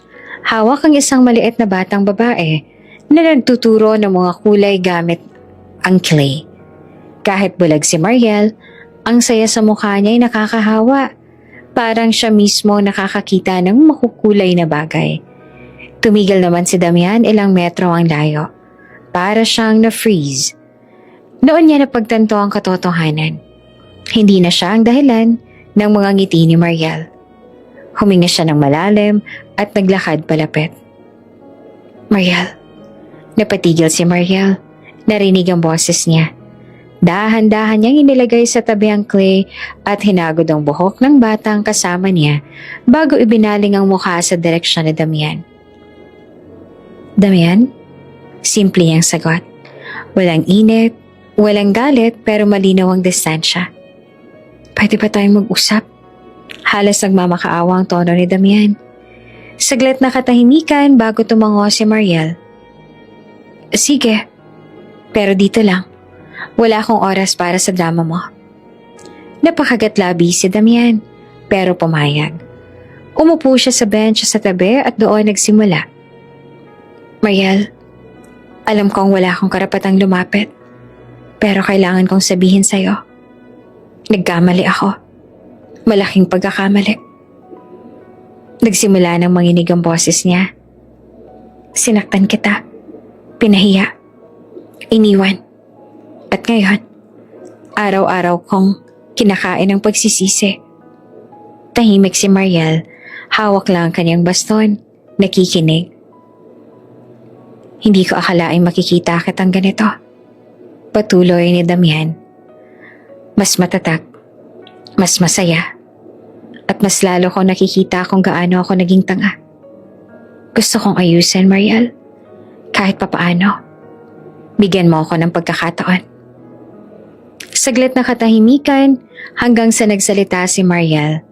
Mahinahon pero matalim. Huli na, Damian. Dumiretso ang ulo niya at para bang nakatitig direkta sa mga mata niya. Hindi ako basura para ipaglaban mo lang kapag wala ka nang makuha sa iba. Para siyang binuhusan ng malamig na tubig. Mariel, mahina niyang sambit. Hindi mo ako naaalala nung araw akong umiiyak sa mansyon. Nung pinapahiya mo ako sa harap ng mga tao. Nung ipinagtabuyan mo ako na parang wala akong halaga. Umiling si Mariel, may paitang tinig. At ngayon, babalik ka kasi nawala ang iba. Damian, hindi ganun ang pagmamahal. Natigilan siya at walang masabi. Kaya ko na tumayo sa sarili kong paa, Damian. Hindi ko kailangan ng awa mo. At higit sa lahat, hindi ko na kailangan ng pagmamahal mo. Nahuli ka na ng dating. Umangat ang baba ni Mariel at tumayo. Sa bawat salitang binitawan niya, ramdam ni Damian ang bigat na para bang binabagsakan siya ng sariling konsensya. Goodbye, Damian. At umalis si Mariel, iniwan siyang nakaupo sa bench. Tulala at basag ang puso. Habang pinagmamasa ng papalayong anyo ng dating asawa, doon niya naramdaman ang tunay na sakit. Hindi ito tulad ng pagkawala ng investors. Hindi ito tulad ng pagbagsak ng kumpanya. Ito ay mas matindi, sapagkat ang nawala ay ang babaeng minsan na nagmahal sa kanya ng buo. At ngayon, baka huli na ang lahat. Tahimik ang hapon sa foundation. Nakaupo si Mariel sa isang maliit na mesa. Hawak ang mga clay figures na ginawa ng mga bata. Nakangiti siya habang nakikinig sa kwento ng isang batang lalaki tungkol sa pangarap nitong maging piloto. Ngunit biglang sumakit ang kanyang tiyan. Matindi, parang pinipilipit. Napasigaw siya at nabitawan ng hawak. Ma'am Mariel? Tarantang lumapit ang isang volunteer. Agad na lumapit si Yaya Nena. Nanginginig ang kamay. Adrian! Tawagin niyo si Dr. Adrian! Kasalukuyang nandun si Adrian. Nasa kabilang silid si Adrian. Nagche-check ng mga medical supplies at halos tumakbo nang marinig ang sigaw. Mariel! Inilalalayan niya ito. Agad na sinilip ang pulso. Namumutla na. Pawis na pawis. Dali, ihanda ang sasakyan. Kailangan natin siyang dalhin sa ospital ngayon din. Utos ni Adrian. Habang minamaneho niya papuntang ospital, hawak-hawak ni Mariel ang tiyan. Nanginginig. Adrian, ang anak ko, fumuhayaan. Shhh, kakayanin natin to Mariel. Huwag kang bibitaw. Mariin niyang sagot. Pinipigilang manginig din ang boses. Sa ospital, mabilis na inasikaso si Mariel ng mga nurse. Dinala siya sa emergency room habang si Adrian kausap ang doktor. Buntis siya. Ilang buwan na. Kailangan nating bantayan ang stress level niya. Delikado ang bata kapag patuloy ang pananakit. Samantala, nabalitaan naman ni Damian ang sitwasyon mula sa isang board member na matagal na rin kaibigan ni Adrian. Nasa ospital si Mariel ngayon. Buntis siya. Para siyang binagsakan ng langit at lupa. Ano? Halos lipa rin ni Damian ng kalsada. Pagdating niya sa ospital, halos hindi siya makahinga nang makita si Mariel na nakaratay sa kama. Maputla at nangihina. Mariel! Bulong niya na nanginginig ang kamay habang nilalapitan ito. Nagtaas ng kilay si Adrian. Malamig ang tingin. Ngayon ka pa dumating. Dok, anong kalagayan niya? Halos pasigaw na tanong ni Damian. Huminga naman ng malalim si Adrian. Ang bata, kailangan ng matinding pag-iingat. Bawal siyang ma-stress. At higit sa lahat, tumigil ito tumingin kay Damian. Ikaw ang ama. Parang tinamaan ng kulog si Damian. Nanlamig ang buong katawan niya. Ano? Oo, Damian. Singit ni Yaya Nena. Humahagulhol. Anak mong dinadala ni Mariel. At hindi ikaw sino-sino. Ikaw ang ama ng sanggol na ito. Napatigil si Damian. Hawak ang ulo ay parang hindi makapaniwala. Diyos ko. Habang nasa gilid ng kama, pinigilan siyang lapitan ni Adrian. Alam mo bang halos ikamatay niya ng pagbubuntis na to? Alam mo bang siya lang ang lumalaban para sa batang to ng mag-isa? At ikaw, nasan ka? Hindi makasagot si Damian. Ang mga salita ay parang mga punyal. Ngunit hindi doon nagtapos ang lahat. Habang kinakausap siya ng doktor, biglang nabanggit ni Adrian ang bagay na matagal niyang kinikimkim. Damian, alam mo ba kung bakit siya nabulag? Nanlaki ang mga mata ni Damian. Bakit? Hindi lang yan aksidente. Noong gabing muntik kang mahulog mula sa yat, siyang sumagip sa'yo. Siyang tumanggap ng impact, kaya siya nabulag. At pinili niyang manahimik. Dahil ayaw niyang sisihin mo sarili mo. Nanginig si Damian. Hindi. Totoo ba yan? Tumango naman si Yaya Nena, luhaan. Totoo, sir. Mahal na mahal ka ni Ma'am kaya tiniis niya ang lahat pero simula nang nabulag siya, nag-iba ka. Tinulak mo siya palayo. Ikaw mismo ang kumitil sa tiwala niya. Hindi na nakapagsalita si Damian. Parang biglang bumigat ang lahat ng alaala. Ang mga panahong pinapahiyaan niya si Mariel, ang malamig na titig niya, ang bawat salitang masakit. Lahat ng iyon ay parang sumabog sa harap niya ngayon.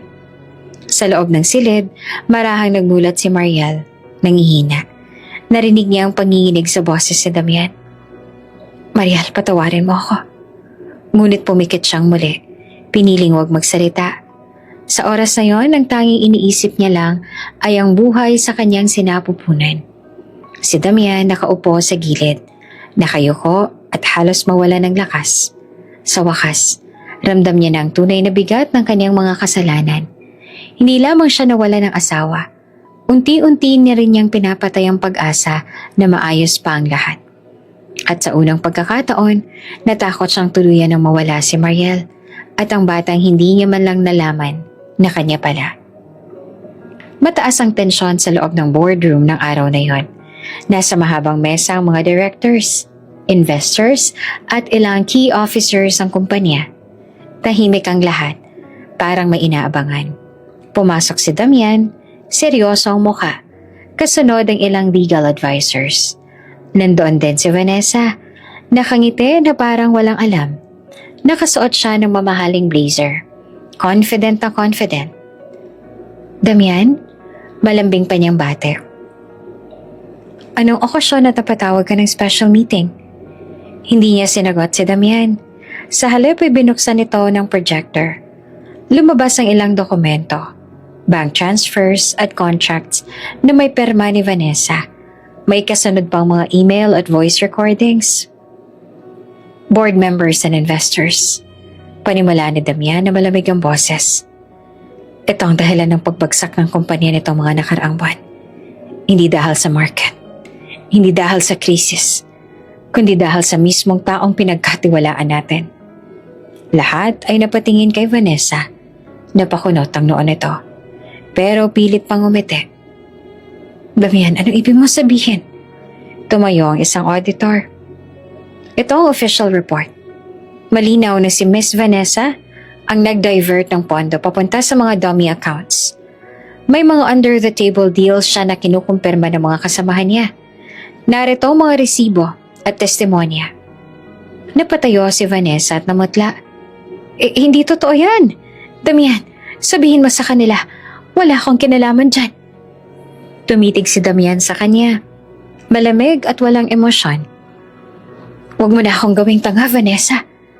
Lahat ng ebidensya hawak namin. Ikaw ang sumira sa kumpanya. Hindi lamang sa pera, kundi sa reputasyon din. Nagbulungan ang mga investors. Kaya pala biglang bumagsak ang stocks. Niloko pala tayo. Hindi pwede to. Isa pang board member ang tumayo. Effective immediately, tinatanggal ka bilang officer ng kumpanya. Damian, as CEO, you have the final word. Tumango si Damian. Simula ngayon, wala ka ng koneksyon dito. At hindi lang yan, Vanessa. Isasampa ko ang kaso laban sa'yo. Fraud, embezzlement, at lahat ng kasalanang ginawa mo sa likod ng lahat. Halos mag-collapse naman si Vanessa sa kinatatayuan. Damian, please.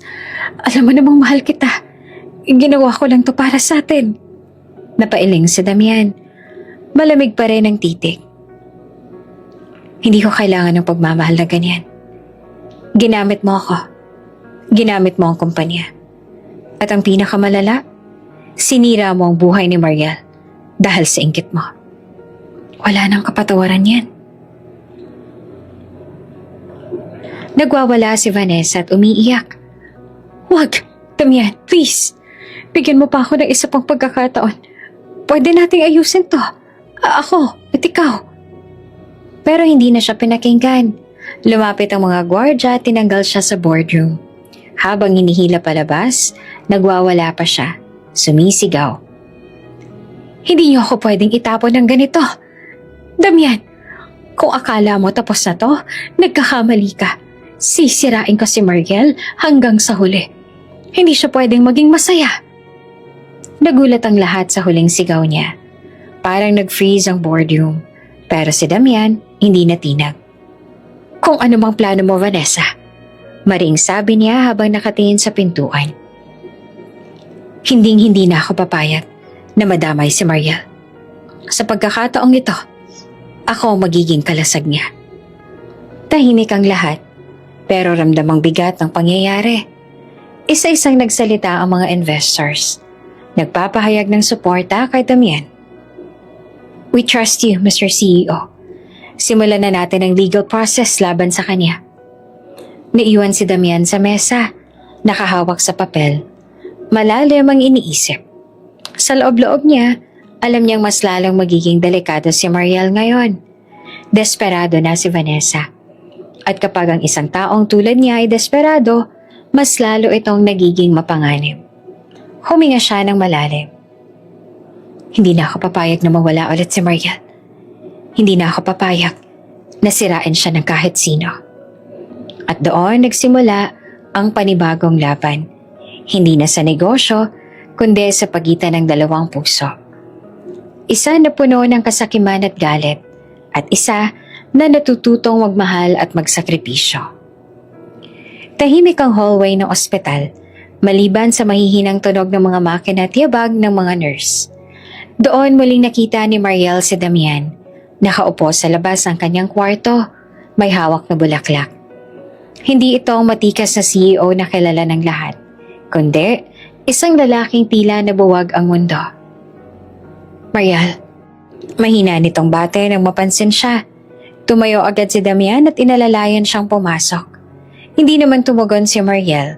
Dumiretso lang siya sa kama at humiga. Ramdam pa rin niya ang panghihina mula sa huling pag-atake. Nilapag ni Damian ang bulaklak sa gilid. Alam kong hindi sapat to. Pero gusto ko lang ipaalala na nandito ako. Hindi na kita iiwan ulit. Huminga ng malalim si Mariel at tumingin sa kanya. Damian, hindi ganun kadali. Hindi mo pwedeng burahin ang lahat ng sakit sa isang araw.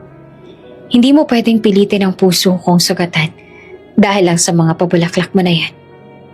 Natahimik si Damian, ngunit hindi siya umalis. Sa halip, naupo siya sa tabi na parang batang naghihintay na patawarin. Ilang araw ang lumipas, dumalaw si Damian sa foundation kung saan tumutulong si Mariel. Doon niya nakita ang ibang side ng dating asawa. Nakaupo si Mariel sa isang grupo ng mga batang may kapansanan. Tinuturuan silang magbasa gamit ang braille. Kitang-kita ang ningning sa kanyang mga mata. Ang init ng kanyang tinig habang nagtuturo. Kuya Damian, bati ng isang batang lalaki na naka-wheelchair. Ikaw ba yung asawa ni Ate Mariel? Ang bait niya sa amin. Napangiti naman si Damian kahit may kirot sa puso. Oo, ako yon. Habang pinagmamasan niya si Mariel, mas lalo siyang humanga. Ang babaeng iniwan niya noon, ngayon nasa harap niya na, mas matatag, mas maliwanag ang liwanag na dala kesa dati. Pero ramdam din niya, hindi na siya parte ng mundong iyon. Samantala sa boardroom ng kumpanya, hindi pa rin natatapos ang problema. Mr. CEO, panimula ng isa sa mga investors. Paano namin masisiguro na makaka-recover tayo? Ang pangalan ng kumpanya ay may dungis pa rin dahil sa iskandalo ni Vanessa. At ikaw, may pananagutan ka rin. Tumayo si Damian, ramdam ang bigat ng paningin ng lahat. Hindi ko itinatanggi ang mga pagkukulang na to. Pero simula ngayon, hindi ko nahahayaang ulitin ang pagkakamali. Ang kumpanya natin ay itinayo sa tiwala. At iyon ang ibabalik ko. Muling nagkaroon ng bulungan. May ilan na tumango. May ilan pa rin hindi kumbensido. Ngunit sa loob ni Damian, alam niyang si Mariel ang dahilan kung bakit siya patuloy na lumalaban. Kung wala siya, matagal na siyang bumagsak. Sa gabing iyon, nakaupo si Mariel sa veranda ng foundation house. Nakatingala sa mga bituin. Lumapit si Adrian. May hawak na mainit na gatas. Napapagod ka na, Mariel. Aniya. Hindi mo kailangang pigilan ng sarili mo kung gusto mong umiyak. Ngumiti naman si Mariel. Mahina, ngunit matatag. Hindi ko pwedeng hayaang bumigay. May anak ako na kailangang maging malakas ako. Hindi ko pwedeng ibigay ulit ang puso ko ng basta-basta. Kahit pa kay Damian. Saglit nakatahimikan. Pero mahal mo pa rin siya. Dagdag ni Adrian. Hindi tanong kundi obserbasyon. Natahimik naman si Mariel at hindi makatingin. Alam niyang tama si Adrian, pero pinili niyang manahimik. Sa kabilang dulo ng veranda nakatayo si Damian. Hindi sinasadyang narinig ang usapan. Ramdam niya ang sakit sa bawat salitang binitiwan ni Mariel, pero ramdam din niya ang pag-asa. Dahil kahit papaano, alam niyang hindi pa tuluyang namatay ang pagmamahal. At sa gabing iyon, nangako siya sa sarili. Kahit gaanong kahirap, hindi ako titigil. Dahil si Mariel at ang anak namin ang tanging kayamanan ko. Mainit ang sikat ng araw nang muling dumating si Damian sa foundation. Pero ngayong araw, hindi siya nakasuot ng mamahaling suit o sapatos. Naka-jeans lang siya at simpleng polo. May dalang kahon ng pagkain at gamit para sa mga bata. Pagpasok niya, sinalubong siya ng mga staff na medyo nagulat. "Sir Damian?" Tanong ng isang nurse. Ngumiti siya, hindi ang tipikal na malamig na ngiti ng CEO. "Hindi ako nandito bilang boss. Volunteer lang ako ngayon." Sa loob ng mall, nakita niya si Mariel, nakaupo kasama ang ilang bata. Tinuturuan silang magbasa. Napatigil ang mga bata nang makita si Damian. "Kuya Damian!" Sigaw ng isa, sabay takbo para yakapin siya. Lumingon si Mariel at hinanap ang boses. Bahagyang nagulat. "Damian? Anong ginagawa mo dito?" Lumapit siya. May bitbit na kahon ng mga libro at laruan. "Pwede ba akong sumali? Hindi ako sanay magturo pero baka makatulong ako sa ibang paraan." Hindi agad sumagot si Mariel. Halata ang pag-aalinlangan. Pero hinayaan niyang maupo si Damian sa gilid. At doon nagsimula ang pagbabago. Kinabukasan, hindi lang isang oras kundi buong araw ang inilalaan ni Damian sa foundation. Tinulungan niya ang mga staff mag-ayos ng supplies, nagluto ng pagkain, nagbuhat ng mga kahon, at naglararo kasama ang mga bata. "Hindi ko akalain. Marunong ka palang magugas ng plato." Biro ng isang volunteer. Natawa naman si Damian. "Lahat natututunan kapag gusto mong magsimula ulit." Mula sa malayo ay nakikinig si Mariel. Hindi pa rin siya makapaniwala. Ang dating lalaking ikinahihiya siya, ngayon ay kusang nagpapakumbaba. Pero sa puso niya nananatiling may takot. Hindi lang sa foundation nagbago si Damian. Sa kumpanya, nagpatupad siya ng bagong sistema. Transparency sa lahat ng projects. Pagbibigay ng scholarship para sa mga empleyado.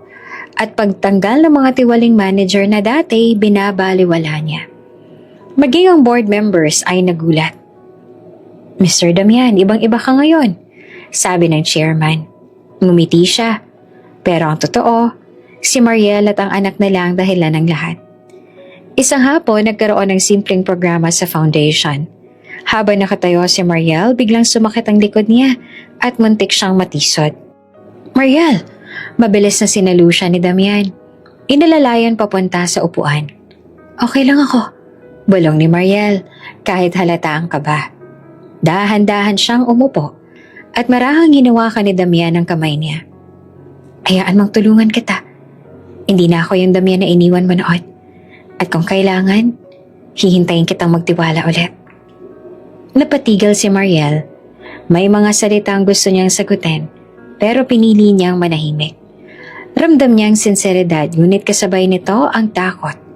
Takot na muling masaktan.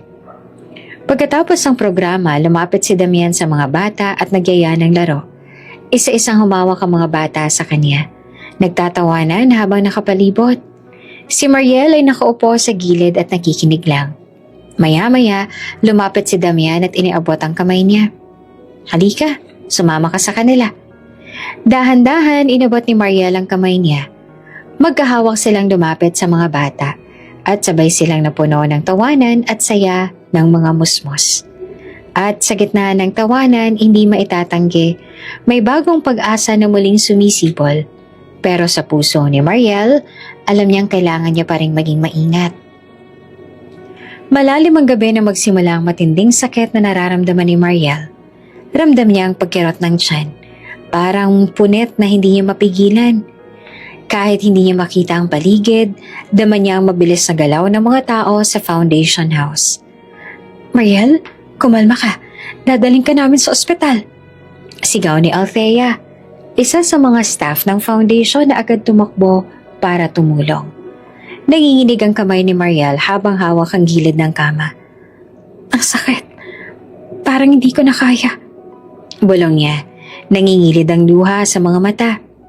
Agad na dumating si Adrian at siyang nagdala kay Mariel sa sasakyan. "Hawakan mo lang ang kamay ko, Mariel. Malapit na tayo sa ospital, hindi ka na nag-iisa. Pero kahit hawak niya si Adrian, sa puso niya ay may ibang pangalan na tumatawag. Damian. Pagdating sa ospital, sinalubong sila ng mga nurse at doktor. Rinig ni Mariel ang mabilis na yabag ng sapatos, ang pag-click ng mga kagamitan, at ang seryosong tono ng doktor. Critical ang kondisyon. May komplikasyon sa pagbubuntis. Kailangan ng agarang operasyon. Para bang gumuho ang mundo ni Mariel sa narinig. Napakapit siya ng mahigpit kay Adrian. Adrian, kung sakaling may mangyari sa akin, alagaan mo ang anak ko, please. Hindi naman nakasagot si Adrian. Ramdam niya ang bigat ng sitwasyon. Maya-maya lang dumating si Damian. Hingal, pawis at halos mawala ng boses. Nasaan siya? Nasaan si Mariel? Pagpasok niya sa kwarto, halos bumagsak siya sa kaba. Nakita niyang nakahiga si Mariel sa stretcher, pawisan, nanginginig at halos mawala ng malay. Lumapit siya, hawak agad ang kamay nito. Mariel, nandito ako. Hindi kita iiwan. Patawarin mo ako. Patawarin mo ako sa lahat ng pagkukulang ko, pero ngayon, ipaglalaban ko kayong dalawa. Narinig ni Mariel ang boses niya. Pamilyar, puno ng takot at pagsisisi. Kahit manghina, kumawala ang tinig niya. Damian, natatakot ako. Huwag kang matakot, mahal. Nandito ako. Lalaban tayo. Kasama mo ako. Sa loob ng operating room, hindi pinayagan si Damian na pumasok. Pero hindi siya tumigil sa pagdarasal sa labas. Nakaluhod siya sa sahig. Nakayuko at halos manginig ang buong katawan. Diyos ko, kung may dapat mamatay, ako na lang. Huwag si Mariel. Huwag ang anak namin. Hindi ko kayang mawala siya. Sila. Bigyan mo pa ako ng pagkakataon na maitama ang lahat. Habang nasa loob, rinig ni Mariel ang mga utos ng doktor. Ang tunog ng mga gamit at ang mabilis sa tibok ng puso niya. Ramdam niya rin ang malamig na hangin ng operating room at ang higpit ng hawak ng nurse sa kanyang kamay. Sa isang sandali, pakiramdam niya ay bibigay na siya. Pero biglang bumalik sa isip niya ang lahat ng pinagdaanan niya. Ang mga araw na minamaliit siya, ang sakit ng pagtataboy, at ang tapang niyang bumangon muli. Kailangan kong mabuhay. Para sa anak ko. Bulong niya sa sarili. Paglipas ng ilang oras na parang isang siglo, bumukas ang pinto ng operating room. Lumabas ang doktor. Nailigtas ang mag-ina. Successful ang operasyon. Halos mapaluha si Damian. Napasandal siya sa pader at napahawak sa mukha. Salamat. Salamat. Pagpasok niya, narinig niya ang mahinang iyak ng sanggol. Malakas, buo, puno ng buhay. Agad na bumagsak ang luha niya. Lumapit siya sa incubator at halos manginig ang kamay habang hawak ang maliit na palad ng bata. Anak ko, salamat at dumating ka. Lumapit siya kay Mariel na nakahiga pa rin. Maputla pero nakangiti. Narinig ko ang iyak niya. Umupo si Damian sa tabi niya. Hawak ang kamay nito. Oo, mahal. Ligtas ka na. Ligtas kayong dalawa. Pinangako ko sa Diyos na hindi ko na kayo iiwan. Habang marahang pinahihiga siya ng nurse, muling nagsalita si Mariel ng mahina pero malinaw. Damian, sana totoo na. Humahagulgol si Damian. Yumuko at hanilikan ang kamay ni Mariel. Totoo, mahal. Wala na kasinungalingan. Ikaw lang at ang anak natin. Salamat at binigyan mo ako ng pagkakataong bumawi. At doon, sabay nilang narinig ang iyak ng sanggol sa tabi. Isang hudyat ng bagong simula. Tahimik ang kwarto ng ospital. Sa tabi ng kama, nakahiga si Mariel habang mahimbing na natutulog ang sanggol sa crib na inilapit ng nurse. Mahina ang tunog ng aircon at tanging huni ng monitor ang naririnig sa paligid. Nakatayo sa gilid ng kama si Damian. Nakatitig kay Mariel na tila isang himala sa kanyang buhay. Matagal niyang pinagmasdan ng babaeng minsang itinaboy niya. ang babaeng halos mawala ng buhay para iligtas ang kanilang anak. Lumapit siya, marahang hinawakan ng kamay ni Mariel. "Mariel," bulong niya, nanginginig ang boses. "Salamat sa pagbibigay ng buhay sa anak natin. Salamat dahil pinaglaban mo kahit wala na akong karapatan sa'yo." Unti-unting iminulat ni Mariel ang mga mata. Bagamat maputla, may lakas na sa kanyang tinig. "Damian, bakit ka pa rin nandito?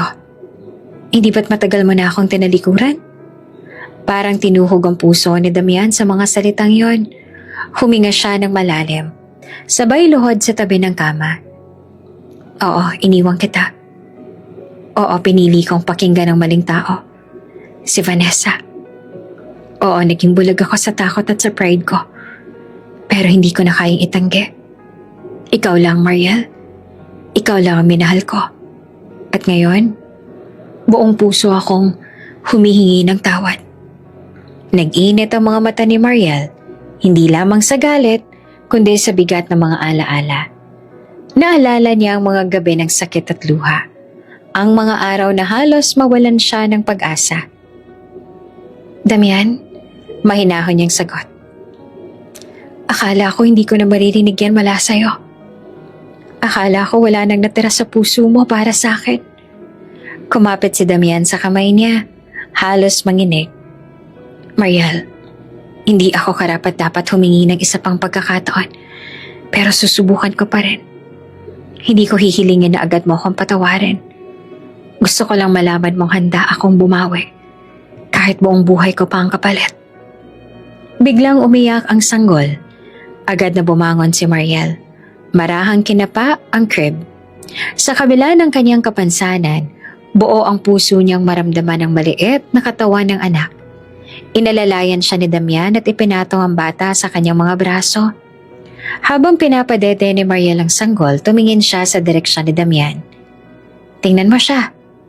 Hindi ko man siya nakikita. Ramdam ko ang init niya. Ang tibok ng puso niya. Siya ang naging dahilan kung bakit ako lumaban. Damian, kung sakaling hindi ka nagbago, hindi ko hahayaang masaktan siyang tulad ng ginawa mo sa akin." Napaluha si Damian. "Mariel, iyon ang pangako ko. Hindi ko nahahayaang maulit ang dati. Hindi lang para sa'yo, kundi para sa anak natin." Kinabukasan, dumating ang ilang staff ng foundation para bisitahin si Mariel. Nakita nila si Damian na nag-aayos ng bulaklak at pagkain sa tabi ng kama. Para bang siya na ang naging bantay ni Mariel at ng bata. "Sir Damian, hindi namin akalaing makikita ka namin dito," sabi ni Althea. Ngumiti naman si Damian. Mapait pero tapat. "Dati iniwan ka sila. Ngayon, gagawin ko ang lahat para manatili." Nagkatinginan ng mga tao at nakita nila ang pagbabago. Hindi na siya ang dating CEO na puno ng yabang at kayabangan. Isa na siyang lalaking handang yumuko para sa pamilya. Makalipas ang ilang linggo, nakalabas na si Mariel at ang sanggol sa ospital.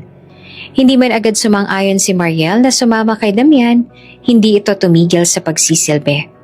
Araw-araw ay naroroon siya, nagdadala ng gatas, gamot at mga gamit ng bata. Hindi niya alintana kung malamig pa rin ang pakikitungo ni Mariel. Ang mahalaga, naroon siya. Isang gabi, habang natutulog ang bata, nag-usap silang dalawa sa veranda ng foundation. Tahimik, malamig ang simoy ng hangin. "Damian," mahinahong sabi ni Mariel.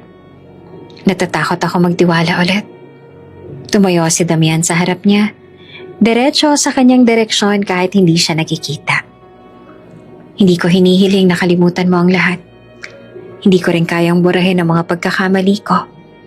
Pero sana bigyan mo ako ng pagkakataon na patunayan na iba na ako ngayon. Na hindi na ako yung lalaking kinakahiya ka. Hindi na ako yung lalaking nagbibingi-bingihan sa pagmamahal mo."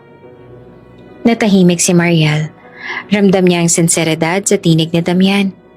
Ang bigat ng mga salita. Makalipas ang ilang araw, nagkaroon ng munting pagtitipon sa foundation bilang pasasalamat sa lahat ng tumulong sa pagbubuntis at panganganak ni Mariel. Nandoon ang mga donors, volunteers at ilang board members ang kumpanya ni Damian. Sa gitna ng programa, biglang lumapit si Damian sa harap ng lahat. Humawak siya sa mikropono, nanginginig ang kamay. Magandang gabi sa inyong lahat. Hindi ako sanay humarap sa inyo ng ganito. Hindi bilang CEO, kundi bilang isang taong nagkamali ng sobra. Tumingin siya kay Mariel na nakaupo sa gilid, hawak ang anak.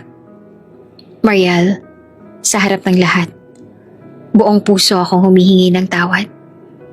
Hindi ko maibabalik ang oras na pinabayaan kita. Pero sana, hayaan mong itama akong hinaharap. Nagbulungan ng mga tao, ngunit karamihan ay namangha sa tapang at kababaang loob ni Damian. Marahang tumayo si Mariel. Sa tulong ni Yaya Nena, dinala ang anak sa bisig. Lumapit siya sa mikropono, mahina pero malinaw ang tinig. Damian, matagal akong nasaktan. Matagal din ako nagduda kung totoo pa ang pagmamahal mo. Pero ngayong nararamdaman ko ang pagbabago mo. Hindi ko kayang ipagkait ang kapatawaran. Hindi dahil nakalimutan ko ang lahat, kundi dahil gusto kong mabuhay tayo ng buo para sa anak natin. Naghiyawa ng mga tao, nagpalakpakan. Ngunit ang pinakatotoong tugon ay ang mga luha sa mata ni Damian habang niyakap si Mariel at ang kanilang anak. Habang yakap-yakap sila sa gitna ng masayang pagtitipon, ramdam nilang pareho ang bigat ng bumitaw mula sa kanilang mga puso. Ang mga sugat ng kahapon, unti-unti nang naghihilom. Bumulong si Damian sa tenga ni Mariel. Salamat sa isa pang pagkakataon. Hindi ko nasasayangin. At si Mariel nakangiti habang nakayakap sa anak. Tumugon. Ito na ang huling pagkakataon, Damian. At sana, ito na rin ang simula ng tunay na pamilya natin. Sa gabing iyon, walang anino ng nakaraan ang nakapigil. Ang naiwan na lang ay ang liwanag ng bagong pag-asa. Isang pamilya na muling buo at isang pagmamahal na sa wakas ay natagpuan ang tunay na kapatawaran.